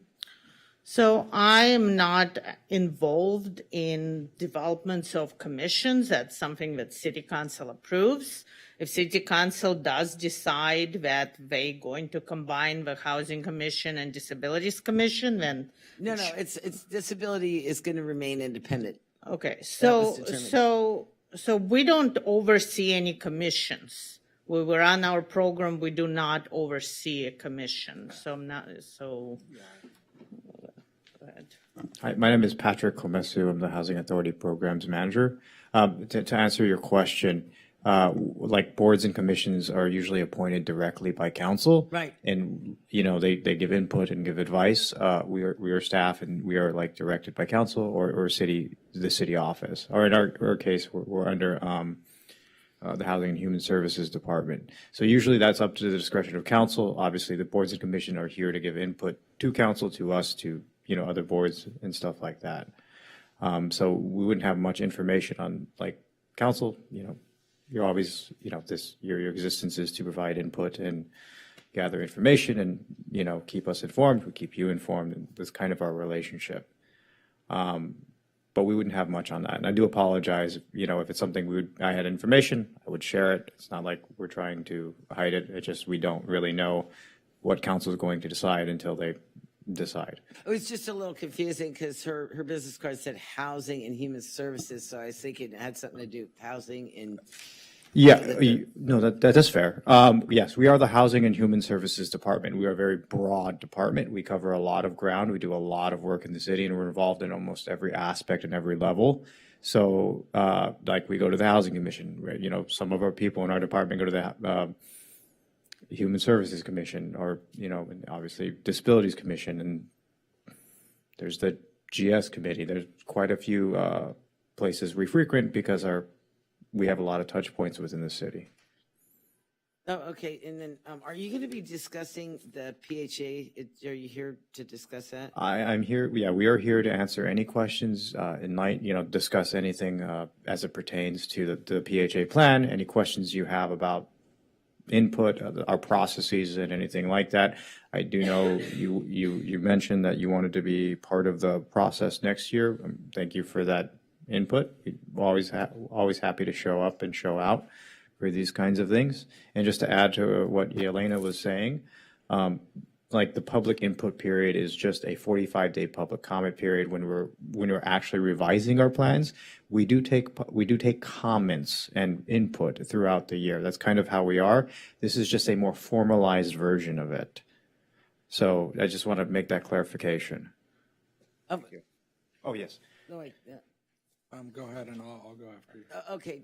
Oh, can I get your business card? I can give you, sorry. I just had my business card had an error. I can give you my number and stuff and write it down right here if that's okay. Okay, and then I guess you want me to reserve the questions I have for this?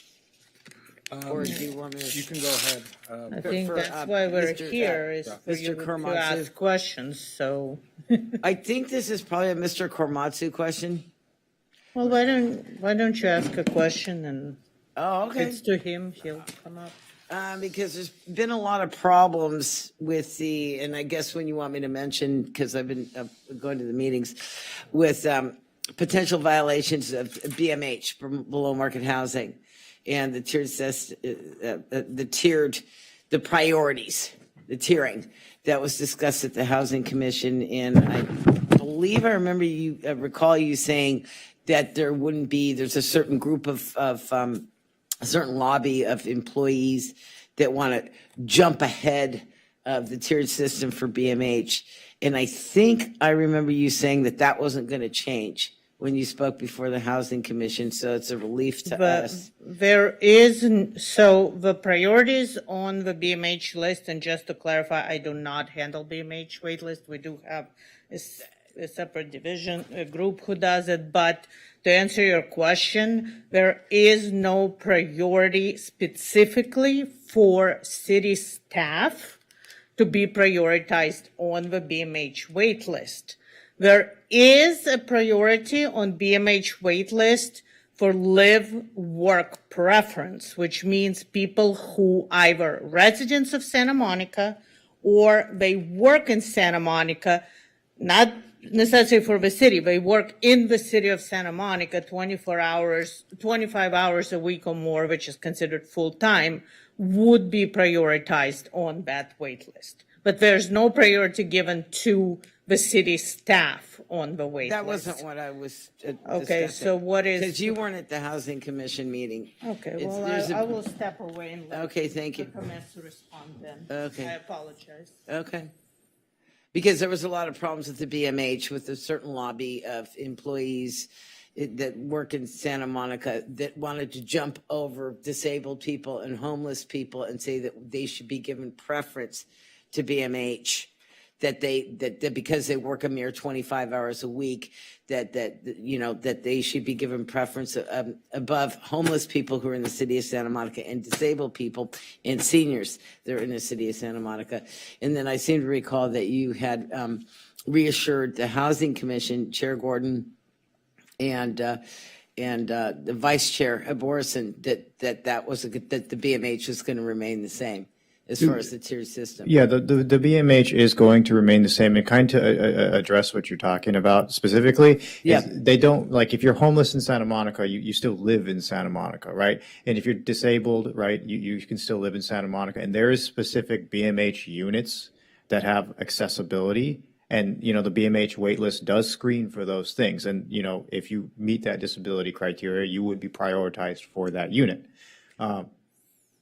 Or homeless, yeah. Yeah, it's very specific, in terms of, because it's the Disabilities Commission, in terms of accessibility, there's very specific units when buildings go up that require, accessibility needs. Like BMH does the BMH wait list does contemplate that. And that was a big thing they were talking about, the Housing Commission, if it was that type of thing. I'm not an expert on BMH. I do have a general understanding of it. It is one of the programs that fall under our department and in our division. But that was kind of what was discussed at the Housing Commission from my recollection. So I hope that reassured your question. Yes, and then I was just looking through the PHA, and I was just kind of worried that I'm just worried that it might supersede BMH. The language seems a little scary. Let me try to explain. So first of all, I was at that Housing Commission meeting. Just so you understand, the folks who were there and who were talking, they were not a lobby group. They're actually members of our department. And no, you're misunderstanding. It was at a city council. We weren't referring to you guys. Okay. It had nothing to do with. We're not saying you were lobbying at all. Okay. You had nothing to do with it. So again, the wait list does, as he said, does consider homeless people who are homeless in Santa Monica as residents of Santa Monica. There is a preference on the BMH wait list. I do want to clarify that what you're looking at, the changes to the wait list, and there's actually only one change, and it's not for BMH wait list, it's actually for our regular Section 8 wait list. I just want to clarify that. It has nothing to do with BMH wait list.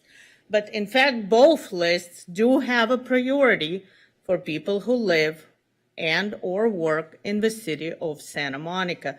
Not city employees, again, it's people who work in Santa Monica. If people work for Malibu School District, Santa Monica Malibu School District, if they work in a coffee shop on the corner, Dogtown coffee shop, and they need, housing assistance, that's that's one of the priorities on the wait list for BMH as well as for Section 8. Right, that's right, but it's a tiered system. It is a tiered system. They It's tier wanted 2. Well, I thought Live work is tier 2. Okay, the of above wait tiers list. are for people who are on the street and people who are disabled.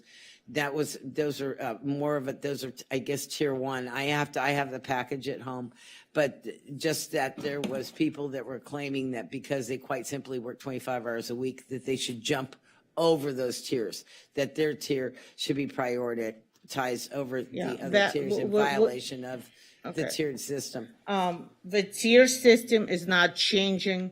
There's one thing that we're changing for tiers. For a regular Section 8 wait list, we're changing for Tier 1. We have a displaced criteria on Tier 1.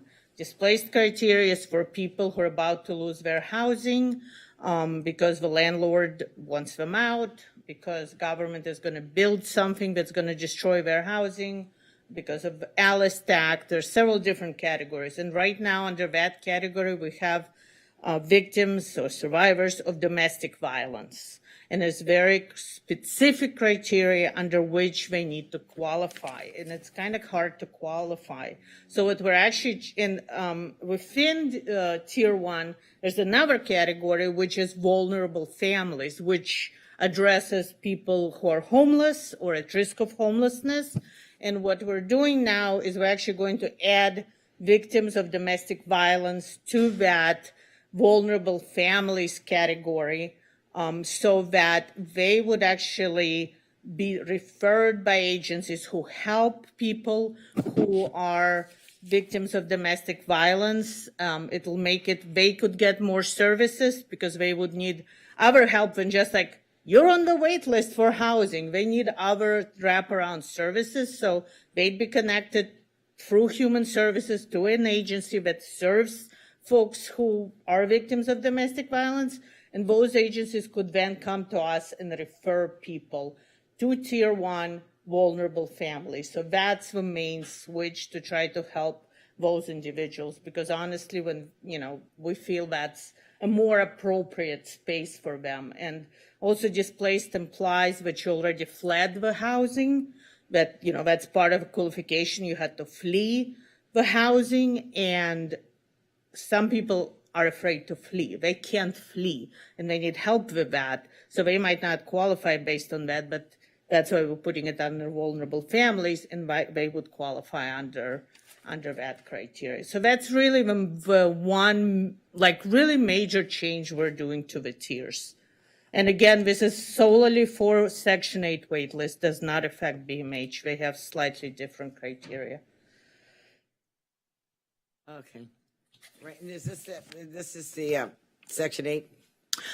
So the PHA plan addresses, we have 6 voucher programs. Oh, okay. Section 8 being one of them. There's 5 others, continuum of care, home, stability vouchers, emergency housing vouchers, and VASH, which is for veterans.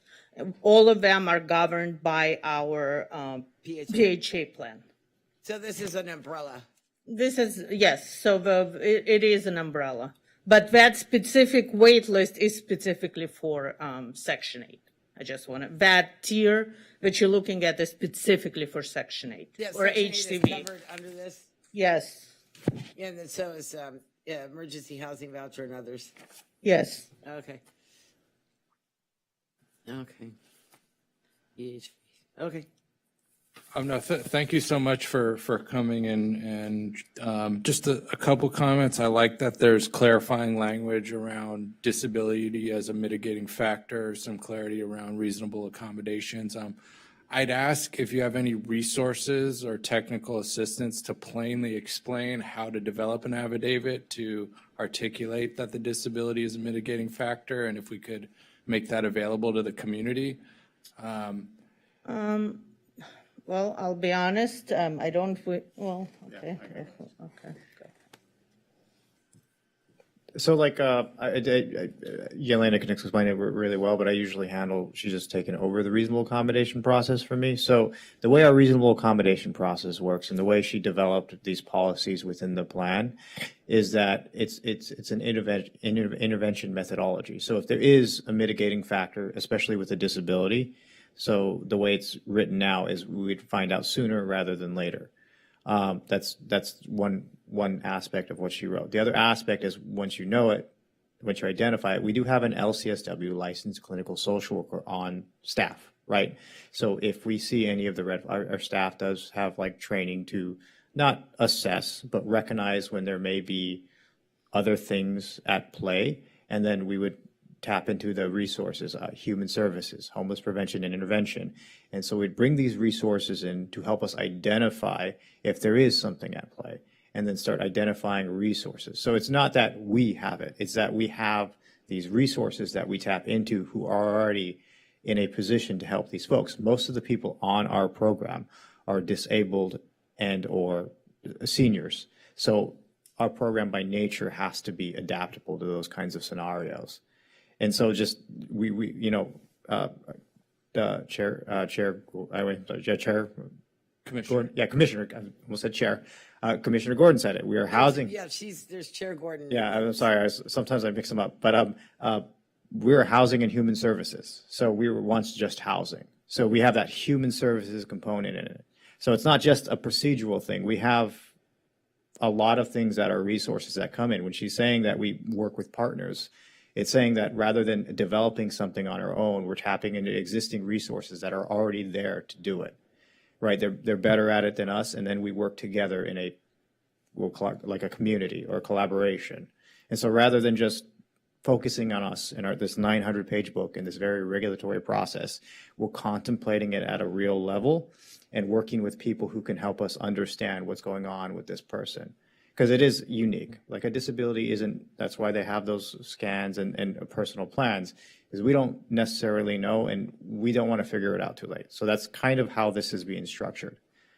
So you did mention it is scary looking, but it's mostly to allow us to intervene early, pull in resources early, do all this stuff early, because like a lot, they're housing in the open market. And so hoarding is usually tied to some kind of mental illness. If we can interact or intervene early, then we can do something before it's too late. If they're changing providers and they have a slip in help, we can intervene and get in early. We have the resources, and that's kind of how this is being structured. To answer to your question about the affidavit, we used a very sort of legalese word.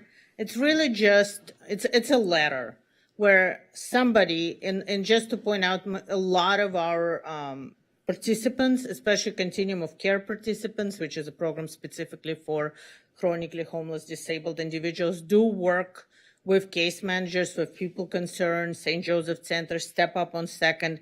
And so it's those individuals who would be providing in writing, and they should know how to be able to explain to us why a certain participant, did something and how that's not really fair. Like they're not a terrible person, but they did this because something triggered them. So the affidavit is really more a letter explaining, what happened, what might have caused it, if it's a one-time thing and not going to happen again, or if it is an ongoing thing, or how we're going to, what would be the mitigating, like what would be done to try to make sure, maybe this doesn't happen again. So that's really what the affidavit is. It's a letter. It doesn't have to be, notarized or be in some very legalese language. It just needs to be made clear to us that there's a connection between this person's actions, which might have led to a program violation, which appears like a program violation, like hoarding. People can't pass inspection because there's hoarding. Yet, that's because of their disability. And so if there's a way to kind of make our program work for them, that's the goal. The goal is not to just say, well, you didn't pass your inspection, too bad, you violated the program and you're off the program. It's to figure out how can we help so we don't get, as Patrick Comessa was saying, we don't get to the point where we are terminating people or, we want to help people, we want to house them, we want to keep them housed. And so that's why we did add that clarifying language. No, that's helpful context, and I appreciate those insights about it. The scenario I'm thinking, I actually worked for the people concerned, and I'm a clinical social worker by training, so I'm familiar. But the use case, the scenario I'm thinking of is, I'm a person with a disability, some concerning comes up and I need to do an affidavit, and just being able to Google and see a template that says, describe this, 3 bullet points, that can ease someone's stress to be able to Google something and just be like, oh, this is what I need. Then when I go talk to my case manager, who I may see once every 2 weeks, I got the template ready. I'm oriented to that conversation I'm going to have. Or I can do it myself and then just review it. It can ease that anxiety a little bit to feel like you're independent and can do that, and just to know the process. So that's kind of the scenario, but I really appreciate that context because I like how you're thinking about it. But I just wanted to highlight that scenario where something happens, I want to Google it and get it or handle it or be ready for it and do something. I do appreciate the feedback, and that is very helpful, and people should take things into their hands, and we appreciate when they do. So we will look into like if there's something we can add regarding that. But I appreciate the feedback. Thank you. Yeah, I have to tell you, because I personally, two instances. One, there was a mistake with the con service where it was a $17 bill, not $17 bill, and that was outstanding. And that my management company did go to Nicholas Sundback with the Housing Authority, said that they were going to give me a 3-day notice and evict me. Quite frankly, if he was cool because he double checked with, I had case management to find out what's going on. It could very easily have been, okay, you'll go ahead and give her a 3-day notice and evict her. According to this language, which seems very stern, I wouldn't have too much recourse. That's number one. Number two, I had mold in my bathroom that was pretty insidious. There was a housing inspector or housing, I don't know quite what her title was, Carol Genovese, who came over to the apartment, and it was pretty obvious looking mold, and she just kind of brushed it aside, and it looks like dirt to me, and we called her for a special inspection. As a result of that, because myself and case management, who I used to have, were witnesses to that, I was then served with an eviction. I had to. I luckily had known Deputy City Attorney, for crying out loud, Jonathan Irwin Frank, who really stepped in, and that's case number one. Case number two. There was a little bit of confusion with the regular. That was a special inspection for Carol Genovese. Then there was the annual inspection for the voucher. There was a little bit of confusion where I was in the apartment. She knocked on the door, didn't identify herself. Then she put a no call, no show when I was there the whole time. She knew I was going to be there, making it seem I wasn't complying with the inspection. I was then sent a notice in language by Carol Genovese saying that I will lose my voucher, which just scared me to my core. I want to say this, because this language is pretty strong and scary. I happened to have met Natalie Verlinich, and I explained it to Natalie Verlinich. I had sent a long email to her. She happened to be on vacation, and she said that the language that Carol Genovese sent me was incorrect, that it's a stair-step process, that it's a progressive, first warning, second warning, third warning. That's not what the language was. It says you will lose your voucher. The reason why I'm saying this is that's pretty scary language, and it was incorrect language. So Natalie Verlinich, when I read her the email, and I gave it to her because I saw her at a housing commission meeting that happened to have been across the street temporarily, she then said that she clarified the language, because language can be pretty scary. So let me. First of all, I hear all the issues you've had, and I'm glad they were resolved. Now, let me try to explain. The language, and I agree with you, some of the language could be very, very scary. That's true. And incorrect. Well, I'll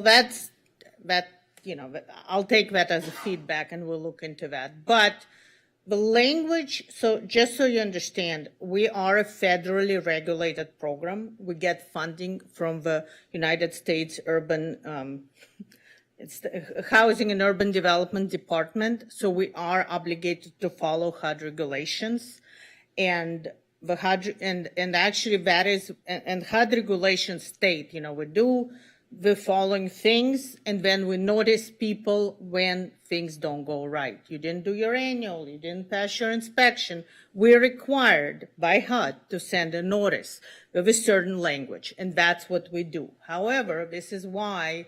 Because we got a lot of feedback. We're trying, and that's why you'll see in red additional language, which is what Mr. Elliott is alluding to, that we actually added to say that, we are required to send those notices. We probably will not stop sending notices. However, when these things come up, if it's somebody who has a disability, somebody who is elderly, somebody who can explain to us that their situation is a result of their disability, that there's a connection, we will look into it. we will try to help them. So it will not be boom, boom, boom. You got 3 notices, you're out the door. It will be more interactive where you will have an opportunity. Your case manager, if you have one, will have an opportunity to show that, to explain the situation. But we cannot completely stop sending notices. In those regulations, one of the clarifications is that if you do provide an affidavit, we normally, there's a program violation, like you did not pay your rent. You didn't pay your rent, we send you a notice, we have you sign a program violation. You have to sign it, which you understand, you're gonna do better. If in that affidavit, you could explain that whatever happened, that program violation was a result of a disability or something that was completely out of your control. You were in a hospital for 10 months. You have no other family members. Nobody knew you were supposed to pay this rent. You didn't, that's what happened. We will take that into consideration. We might not even have you sign program violation because this was completely out of your control. So in fact, the language, and if you see it again, edit in red, is an effort to make it more interactive, to make it more understanding of the disabled community, of the elderly community, and so on. Yeah, but what I would like to, you're talking about apples and oranges. I'm talking about the fact that there's no progressive discipline language in here. Like first time you do this, you missed an inspection. I can comment on that. Okay. The truth is, yes, we have hundreds of forms that we have to use in very specific circumstances, and we can always update the language, and we are in the process of doing that. So anytime you notice languages that could be reframed, always happy for that input.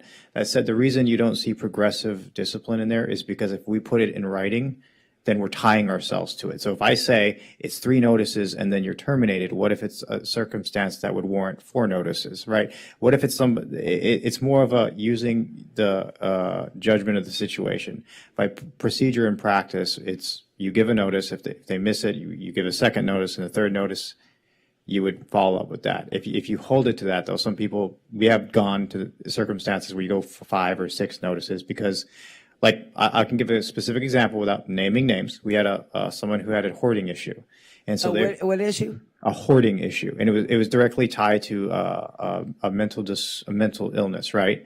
And if we followed the 3 notice procedure, and it was listed out in the administrative plan, we would have been burdened by that. We would have then had to ask them to provide reasonable accommodation and put them through this undue barriers, rather than just working with them, giving them the 3rd notice and then a 4th notice, right? Because in that situation, they made improvement. They just didn't finish it in time, but there was significant improvement. So we gave a 4th notice. And so we like having that option for a 4th notice or maybe even a 5th notice, right? Because a lot of times, especially with hoarding and stuff, it takes time, and we're not looking for get it done or you're done. It's more that deadline is more, we want to see progress.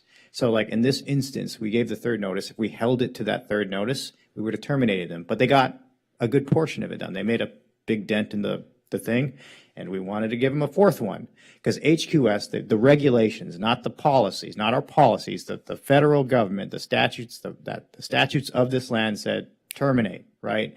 If you set the policy, you got to follow it. HQS is not open for debate, right? But what is open for debate is how we notice and how we interpret what's progress and what's not.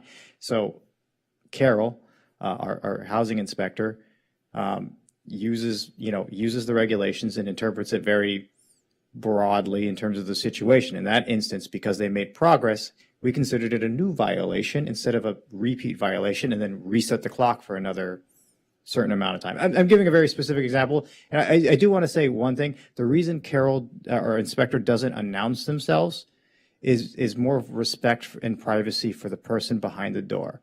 We have received feedback that if we say, hey, we're with the city of Santa Monica or with the housing authority, people have told us hey, the neighbors heard, we don't want to hear that. Just that's kind of a feedback thing that we received. And so it's more of we were told not to do it. We were asked not to do it because it's basically advertising that this person may have a voucher or be subsidized, and sometimes they felt they were discriminated against because of that. So out of respect for them, we don't necessarily like, hey, this is, I mean, sometimes we'll announce ourselves like this is the city or we're here for an inspection or something like that. But we try to be sensitive to those kinds of things. And it's just, we have about 1,800 people. I'm not saying that we shouldn't. I'm just saying if, you know, we're kind of trying to be sensitive towards those kinds of requests. Can I also add something? What you're looking at is a chart of major changes, just not to scare anyone, but our admin plan does consist of 900 pages, partly because we also have to do some regulations, which is called HATMA. Again, we're not going to go into that, but it's a 900-page document, which lists a lot of this detail. Oh, sorry, I think I speak loud enough, anyone can hear me, but so what you're looking at is a chart of major changes. So it's like we took out a certain part and we clarified that specific part. It doesn't list every policy and regulation in that chart. That's in the 900-page document. So again, when you're looking at that, that's a representation of changes that we're trying to make. And again, trying to make things a little bit better. And I don't think we can really address every single, issue that ever happened. We're just trying to make things, better by interact. And I will say to the language. Now, I understand that the language saying, you're going to lose your voucher is very scary. I do want to point out that a lot of people kind of see that and don't really read the rest of the document because they just freeze. It scares them. And let me just finish. Okay, we accept we did hear your feedback, but we'll look at the letters to see if we could make the language a little user-friendly. But most of the notices actually say you could be terminated from the program, but if you let us enter your apartment to do your inspection, because some people just don't let us enter their apartment, we will not proceed with termination. If you submit your annual recertification packet, we will not, by a certain date, it's stated in the letter, we will not proceed. So usually, first of all, they will say proposed termination, not termination. It's proposed. And there's usually an action in there that you can take in order to avoid us going to the final termination. And again, this is where if you have a case manager, if you're good at advocating for yourself, you can come out and explain the situation and what happened, and why it happened. Like,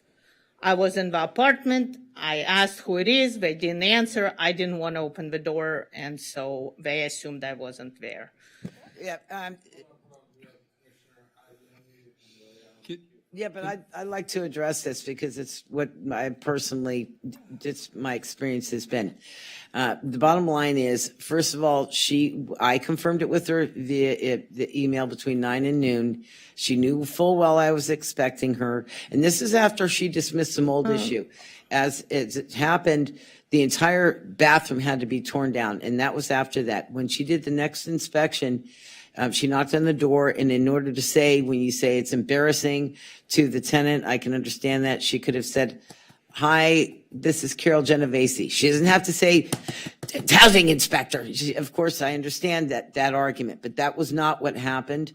She knew full well I was in there. She knocked on the door, didn't say, hey, this is Carol Genovese, then left a business card and took a picture of it saying, no show, no call. When I confirmed that with her, and that's number one. Number two, and this is important, she then snailed me and then posted a notice saying that you will and shall lose your voucher. So for you to insinuate I didn't read it correctly is not true. There was not the stair-step process, and it just scared the bejesus out of me. I ironically was appointed to the Disability Commission. I met Natalie Verlinich when I was sworn in, so I had that background knowledge. Other people didn't have. It's gonna ever end. No, it's whatever. I'm sorry. Okay, thank you. What I would like to do is, bottom line is, I sent an email to Jonathan Irwin Frank and Natalie Verlinich, and then Natalie said that she would clarify. She clarified the language. Too much. Clarify the language, because I think it's important because people would misunderstand it. And she said she was going to send me a clarification of the language. I guess she never got around to it. But if we could revisit this in a month, if you guys have the language. And Jonathan Irwin Frank did send something to me saying it's first warning, second warning, third warning. Natalie Valinch did say the language shouldn't say you will and shall lose your voucher the first time around, because that's pretty strong.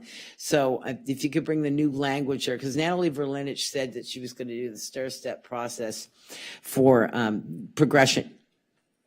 And I didn't bring that with me, but I do have that notice from Carol Genovese. It was Commissioner Gordon, I'm going to suggest you follow up with this offline.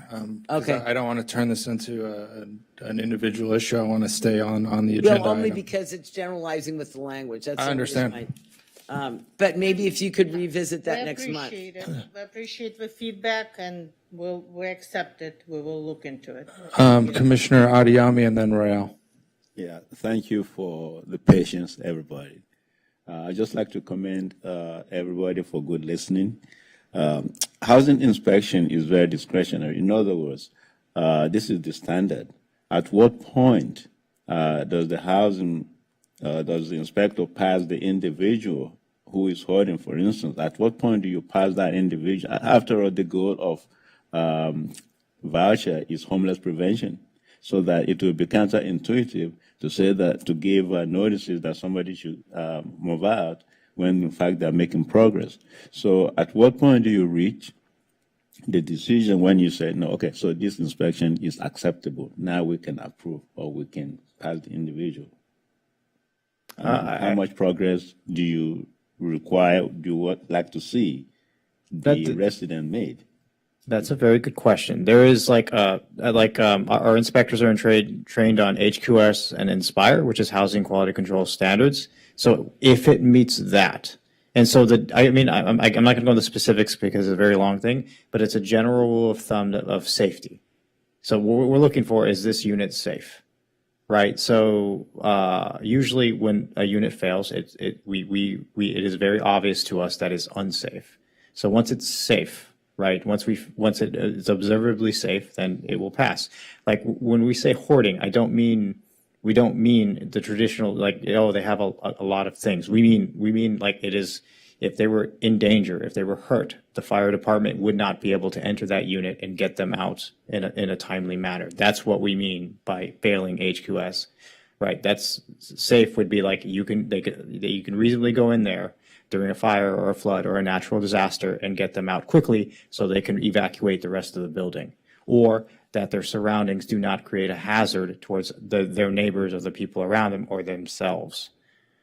So that's what it is. HQS really is the safety. That's all it is health and safety. So if it's not healthy and it's not safety, it's not going to pass, right? And our inspectors aren't necessarily trained on detecting very, very specific things. HQS is more like, I wouldn't say it's common sense things, but they're things that you would expect when you're going into a unit for basic human decency. So, health, safety, that's what we're looking for. And that's kind of just generalizing it, but that's it. So once it's observably healthy and safety to our eyes, then, we obviously, if it's used, like if we smell gas, it's going to fail. If the smoke detectors don't work, it's going to fail, right? Because those are things that protect your life. If there's a bunch of flammable things in the apartment, propane tanks, it's going to fail because that causes danger to them or people around them. If there's so much stuff that fire services can't get in there, it's going to fail. So we expect them to remove those barriers for their safety. And that's, once it's safe, you pass. That's it. Exactly, because the individual needs to know what criteria do they have to meet specifically, like flammable things to be removed from the apartments or the house. And we would tell you, you need a 3-foot walkway, so please do not put in your smoke detectors back in, or please remove the propane tank from the next to the stove, right? They're things that we could point out to you. They're not abstract concepts of your walls are bent at a 45-degree angle. You need to reshift they're not those types of things. They're more things they're things that you know, if you were going into your elderly mother's house, it'd be like there are things you would take care of as a dutiful son or child or daughter or something. And that's the way I usually look at it. Thank you, Patrick. And also, it's not just for the tenant, it's also for the landlord. So there are dangers that the landlord should fix. Like if you have a broken window, if you have a broken door, if, you know, your carpet is lifted, so you know, you're in a wheelchair and you can't pass by. Those are also, that's actually the big part of the inspection. Like some of it goes to the landlord, not necessarily to the tenant, just to also clarify. It's not just the responsibility of a tenant. Most of the responsibility of a tenant would be, you know, the apartment is clean, you can get through, it's safe. But a lot of it is actually on the landlord to make sure the apartment is livable. Thank you, guys. Commissioner Royale, and then I think we'll try and wrap. So I'm sorry, we have Royale, and then we have Commissioner Wynn. Sorry, Commissioner Wynn. Royale is next, and then Wynn. Thank you, Thomas. Go ahead. Yeah. Microphone. Okay. Tired a little bit, sorry, but I will try to kind of like explain my question. So, HUD regulation, like tenants have to comply, landlords have to comply, and you as an agency in between those two parties, you have to kind of like look at how those two parties complying with the regulation to be, to kind of like, you will be providing assistance if everything is good from both sides, right? That is correct, yes. So we talk a lot about tenants who violate. What about landlord? Are there any sort of intervention can be done from your side? If, for example, tenant calling your agency and saying, hey, I'm trying to obtain reasonable accommodation from landlord and they like denied me like 6 years straight. So let me respond to several things. So reasonable accommodation is a very different issue from inspections. Right. So to quickly respond to the inspections, so when an inspector comes out and looks at the unit, if there are things that the landlord needs to fix, again, some of the things I mentioned, you know, the stove is broken, the refrigerator doesn't work, there's a leak in the bathroom, the inspector will send a letter to the landlord stating you need to fix all these things, and yes, they do, but they're supposed to send a letter to the landlord, and the landlord is given a certain time. If it's actually like a life emergency situation, they could get 24 hours. Like if there's fire alarms that are missing, they have to install them like within 24 hours. For other things, they get 30 days to fix. If they don't fix them within those 30 days, at some point we actually could abate, it's called abatement, abate the landlord, meaning they will not get paid. So they get paid from us. They will not get paid until they actually fix whatever it is that's broken. And even when they finally do fix it, we will not pay them back what they missed. It's sort of like a, you know, punishment in a way. But that is the procedure for landlords. We also do work with LAFLA. So if people are having issues, if our tenants do have issues with landlords. So just so you understand, landlords have a lease with the landlord, and we're really not supposed to get involved in the relationship between landlords and tenants, but we do refer people to LAFLA, Legal Aid Foundation, or people can go to city attorney's office, and they could actually bring up these cases of issues they're having with landlords and get assistance if, LAFLA can assist. So that's as far as the inspections are concerned. As far as reasonable accommodations, so we handle our reasonable accommodations for our program. So if somebody is on the voucher program and they need reasonable accommodation, they can submit a reasonable accommodation to us. Now, if people, so they submit it to us and we will review it. But it's, it's like a reasonable accommodation regarding your side, not the landlord's Right. side. So again, so if you go to the landlord and you say, I need a reasonable accommodation, I'm disabled and I need a rolling shower. You need to modify my bathroom so I could have a rolling shower, or I need bars, or one of those accommodations. We really, again, would not step into something like that. You can give us a reasonable accommodation. We could say, yes, this person should have, bars. They are disabled, but we can't really enforce it. And so if you go to a landlord and they're like, nope, we're not going to install this, that's where the person can go to legal aid. They can go to city attorney's office and file a complaint, explain what happened. So it's basically the same as if any tenant, if you're having issues with your landlord, LAFLA will step in to assist if they can. And city attorney's office, she actually mentioned Jonathan. He is a member of a city attorney's office, and he has been very helpful to many tenants. So, city attorneys and LAFLA would be the people to reach out to if people are having real issues with their landlord. And if worst comes to worst, if you're really having really hard time and you have a voucher, you're not in project-based housing, you have a voucher, you can request to move. I just want to make that clear as well. If things are really bad with your landlord. If landlord, for example, not comply with clearly stated rules and policies, and that tenant had voucher, for example, try to reach different resources like for legal help and wasn't able to solve it. Finally, landlord saying like, okay, if you not satisfied with our management, you can move. But that person, for example, tied with that Section 8 program, it's not easy to move. And on top of everything, I understand that the rent will be increased.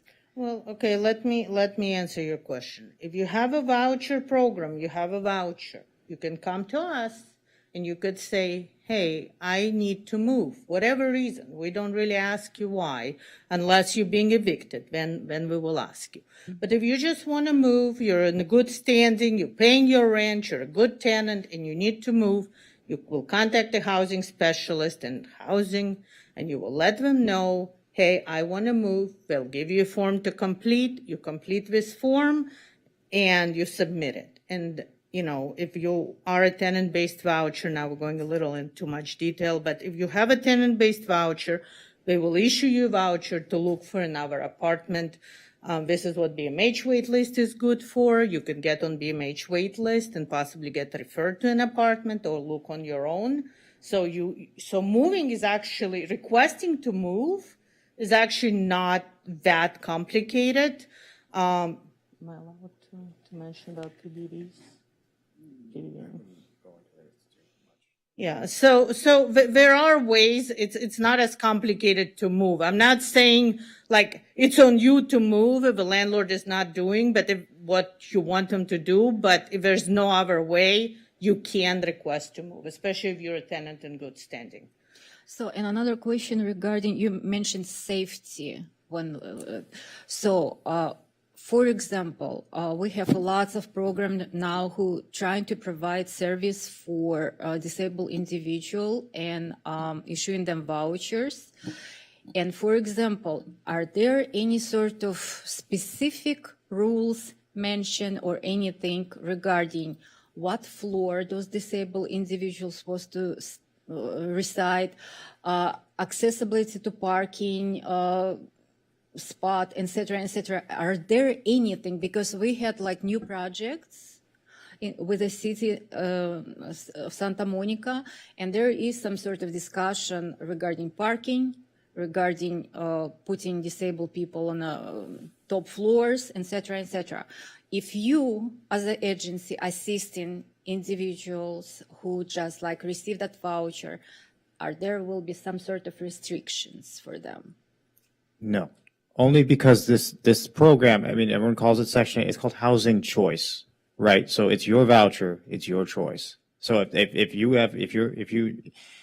Let's say, like you said, if you're in a wheelchair, it is still your choice. If you want to live on the top floor, that is your choice. We do not have the right to sit there and tell you this is where you should be. That's actually wrong. That's an ADA.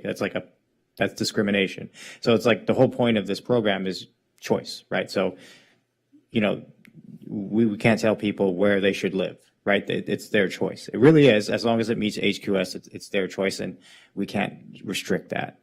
But for example, if a person on a wheelchair and that person just like dreaming about have like separate space and just like grabbing first available option, and your inspector later kind of showing up and saying, hey, this unit not for disabled person, it's kind of like it's really hard to go around that unit. So what will be done in that case? You will be offering some other opportunity, or it's a housing choice voucher program. If we know of we do have partnerships with landlords where they let us know about accessible units, and we will let people who are interested in them know. But it is a very gross misstep to sit there and assume somebody wants something just because they have a wheelchair. Some people do not want us to do that is a very big overstep on our part. Like, if reasonable accommodation is, we put it on everything. If you need this, if you need that, if it's apparent, if they even mention it, we will discuss it, but we will never bring it up first. There's always things we look for the initiation process. If we're talking to them in the HQS, or if they come to our office, oh, it's so hard on the top floor, because I'm in a wheelchair, then that invites us to say, hey, we have these first floor units, or we have accessible units on the first floor. That might invite that conversation, but we have to be very careful, because a disability does not mean that they're unable to function at the top floor. That is their choice.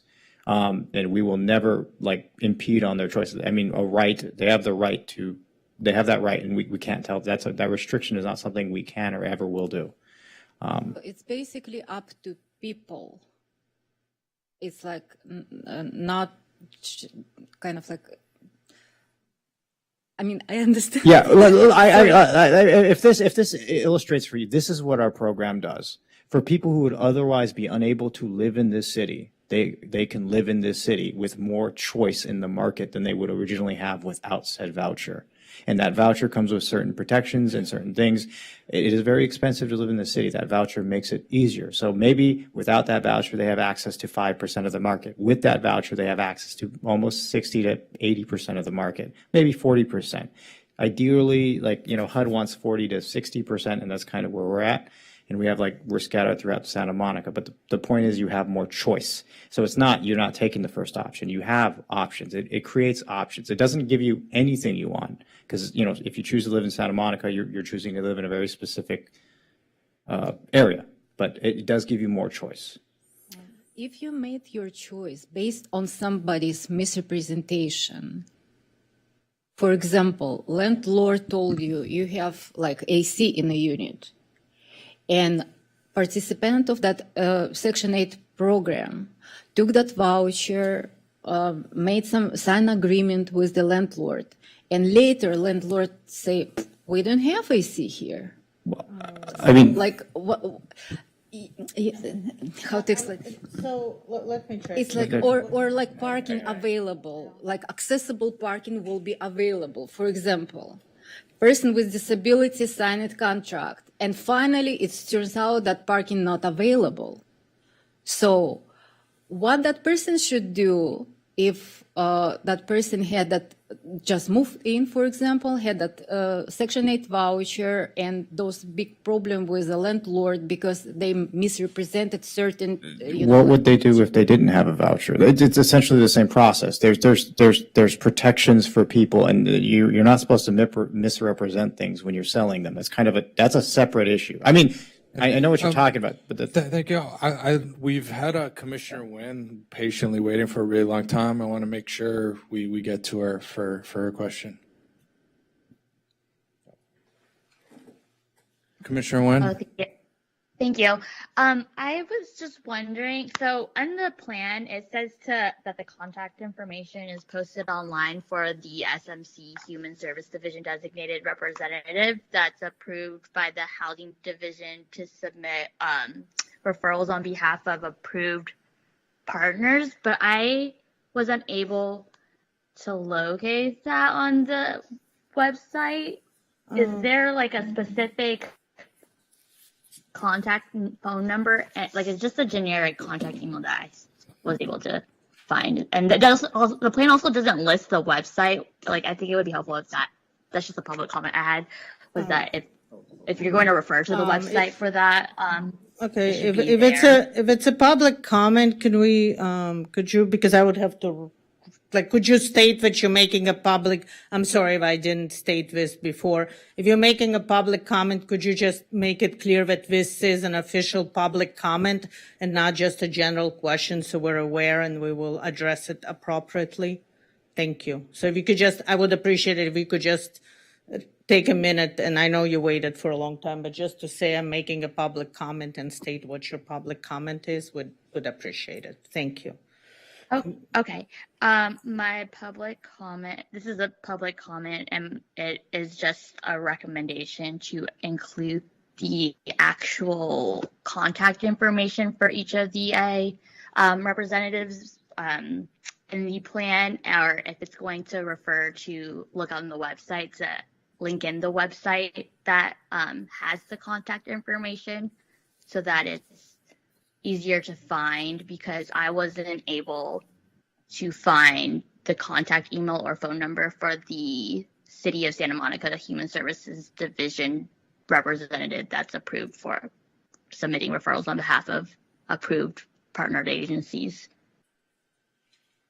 Thank you for that feedback. We do appreciate it, and we will review it. Thank you.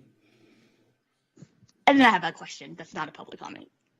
Go ahead. Contact. So I was just wondering what that contact information was. You would actually, okay, cool. Are you requesting, or just to be clear, you're requesting the contact information who can make referrals for the Tier 1 policy, correct? Yeah, that's not like if a person with disabilities having difficulties accessing the partner, like services from the approved partners, and there's like a long history of it. So that would be the second option. How do we make that an easier option for them to complete because of the multiple failures that they endured from the primary process? Sure.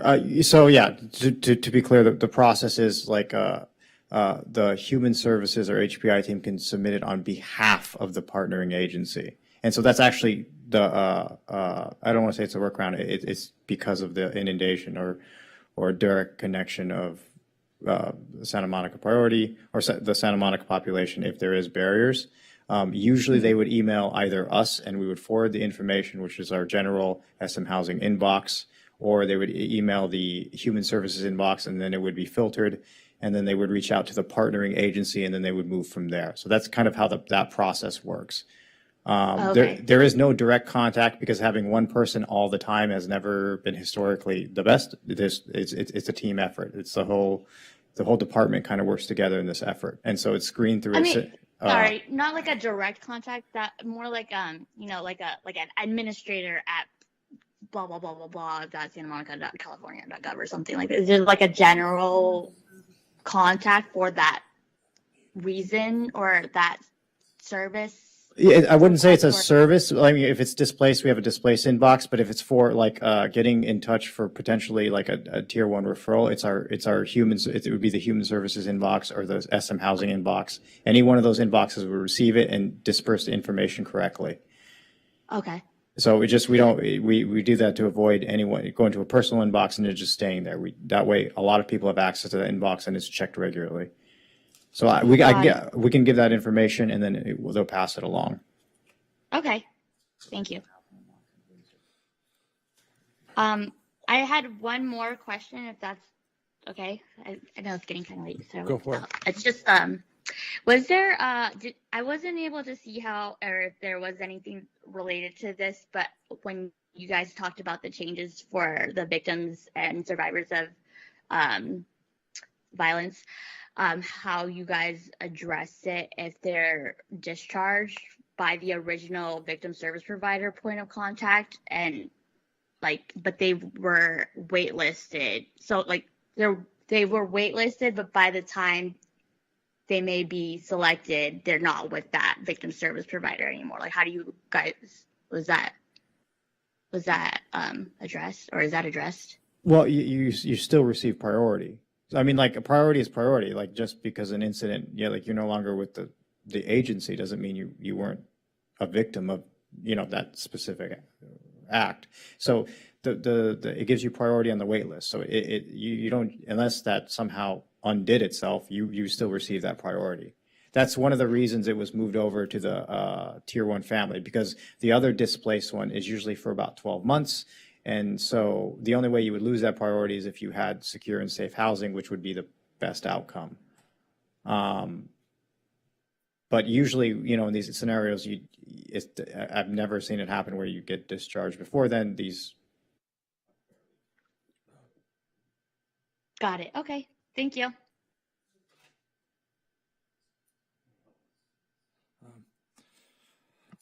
All right, I think I'm gonna. Yes, if I could just share one email that we just discussed. That email address is smhousing.mailbox@santamonica.gov. Thank you.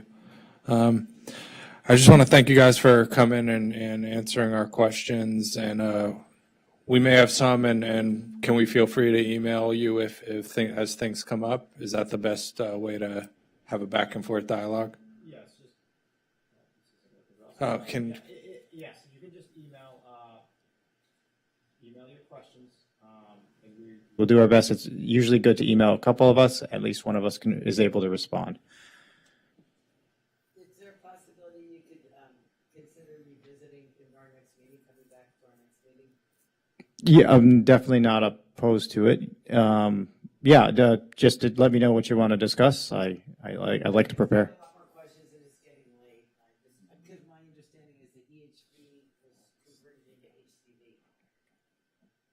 No, I thought maybe we could talk about that next month. Yeah, we can discuss that at length. I don't know if that's, if you want to, sure. If we're invited back and it's that specific topic, we'd be happy to come. I think to a point, I think sorry about the chair. So to the point, if you guys, we want us to attend your meetings and respond to questions, we're happy to do it. But it would really be helpful if we could possibly get those questions in advance so we can kind of prepare and not try to, even though we're very knowledgeable about our programs, but even then when people ask questions, which sometimes do come a bit of, from left field, and we might, it would be helpful and we could provide a much more concise and better information if we know what it is you would like to discuss. So just my little No, that plug. we greatly appreciate that feedback. This is kind of unusual. This came up last minute, and we wanted to make sure we had a dialogue. But moving forward, we'll get things in advance, and we know next year we want to get this in advance, and we'll have questions in advance, and we'll have a really structured dialogue. But just want to thank you for being open and working with us and answering tough questions. And we'll have another rodeo. Right. Thank you so much. Thank you. Nice meeting all of you. Thank you. Thank you for questions. Okay, it's getting late, so I want to be kind of, let's go to 13B, reports from ad hoc committees and liaisons and discussion and possible action on reestablishing and/or establishing additional ones. 3BI, report from Housing Commission, Planning Commission, and Architectural Board meetings. Any updates, Commissioner Gordon? I unfortunately I wasn't able to go to, I missed the ARB meeting, but I have, and I think the Planning Commission meeting was canceled, I believe. I went to the Housing Commission, and I think that you guys kind of got an idea that kind of came up. I brought up what we discussed in the Housing Commission meeting before. I just wanted to interject that before, and instead of waiting till now, because it was relevant to what was being discussed. Just other things is I wish I hadn't missed the ARB meeting, but Chair Gordon at Housing Commission did starting to attend ARB as well, because there's more monstrosities being built with absolutely no consideration made for ADA units whatsoever, let alone they're all market rate. Offsite affordable housing, I covered that. And then the other thing is I attended a landmark commission meeting. And, there's other things going on where you have a landlord that wants to demolish a building, and there's a guy with the reason why I'm bringing this up, an older guy in a guest house. We did get a little bit of a victory because they have what's known as landmark status and certificate of merit status. The new owner wanted to demolish everything, but what they declared it certificate of merit so that that poor man could at least remain in the guest cottage for a little bit longer time. So that made me feel a little bit better. And as far as seniors not being thrown out into the street. And so that's basically it that I can think of, just continuing to go to different meetings. Thank you. Appreciate the update. I'm going to move on to 3B2, report from the Santa Monica website quality assurance review ad hoc. Nothing to add. Anything, Commissioner Antonini, anything? No worries. Okay, I'm going to keep it moving to 3B3, report from annual public hearing. We need to schedule some meetings, so I'll work on getting some time. Again, the tentative date to schedule is July 8th. I know the introduction is going to be overview of ADA 101, either with Blake, our ADA coordinator, possibly me collaborating, but we'll discuss it as ad hoc. I'm not going to make any decisions like that, but it'll be overview, changes. There's the big web accessibility section 5. There's been some big changes, so overview, changes, and the end of it is a chance for the community to bring up their issues. That's like a big piece, so we're going to need some outreach and marketing, and it has to be virtual so people can make comments on Teams. So I know we have an intro in the beginning, a time to get feedback from the public as widely as possible at the end, and we got to work out the middle, but we're going to invite as many people as possible to fill the middle. But that's the update. And just a look out, I'll schedule some to get on the board so we can discuss it like we do for other ad hocs. Does anyone want to add anything? Okay, so just be ready for a meeting at some point. Okay. 3B, 4 and 5, I'm just going to table these till next meeting. But just again, if we got a lot on our plate, but if you guys are interested in being a liaison or creating an ad hoc, and I will recommend July 1 or later we assign a liaison to the Housing and Human Services Commission when it's established. Moving on to 13C, next month we have Blake.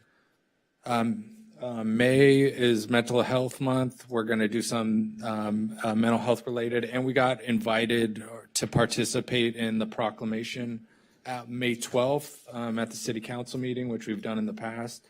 It's either, I don't know exactly, but I said we're interested and able to participate. So if someone, I'll have more insights next meeting. If no one else can do it, I will do it because I want us to be involved. So just, yeah, we've done it multiple times. So just, I think we'll get more insights and bring it back to next meeting, but we want to participate. Anything to add, Thomas? If I could jump in for the June planning. So we were talking about something around housing, and my goal is to invite the new Housing and Human Services Director, Aileen Reynolds, to that meeting, as well as Alana Reimerman. She's a senior homelessness prevention and intervention analyst. She's been here before working with the commission, so I think those are two good guests potentially to have at that meeting. For July, Disability Awareness Month, that you talked about the annual public hearing, and then come October, there's plenty of runway to plan for that, but that's Disability Employment Month. Great. And just for June, I've talked to the chair of the old chair of the Rent Control Board. If I reach out to him too, I can do it, or the old chair? Yeah, he just changed. Reach out to me, connect with me, and we can figure out the name and get in contact. Perfect. Okay. One more thing. Last meeting, Commissioner Asari asked about participation in the 4th of July parade. That isn't open yet in terms of planning for that. I think the planning for that opens next month. So I will keep everyone informed as to participation in that in July. Great. And just if we could get more guidelines on parameters for a public hearing, just operationally what it looks like. I know we want to get feedback from the community with people with disabilities, but just what the structure is, length, how other commissions have done it, just like a template. Any insights on how to shape it, how long it'll be inviting people, just anything, or even if you have a link to a recording of an old one, just some to give me a skeleton. I have an idea in my own head, but just if there's a Santa Monica template. From my knowledge and doing some research on this topic, the Disabilities Commission is the only one who has had in the past an annual public hearing. Okay. That is a component of a regular meeting. It's an agenda item, a special agenda item, maybe number 8 or something like that. So it's part of a regular meeting. And what that looks like, we'll have to work and feel out what that is, but we're investigating, and it hasn't happened a little bit as well. Yeah, so yeah. digging that information up is top of mind. I'm sure that ad hoc will follow up with more clarity. Okay, I'm gonna say move to adjourn the meeting. Do I have a second? Do I need a roll call vote? Okay, thanks everybody.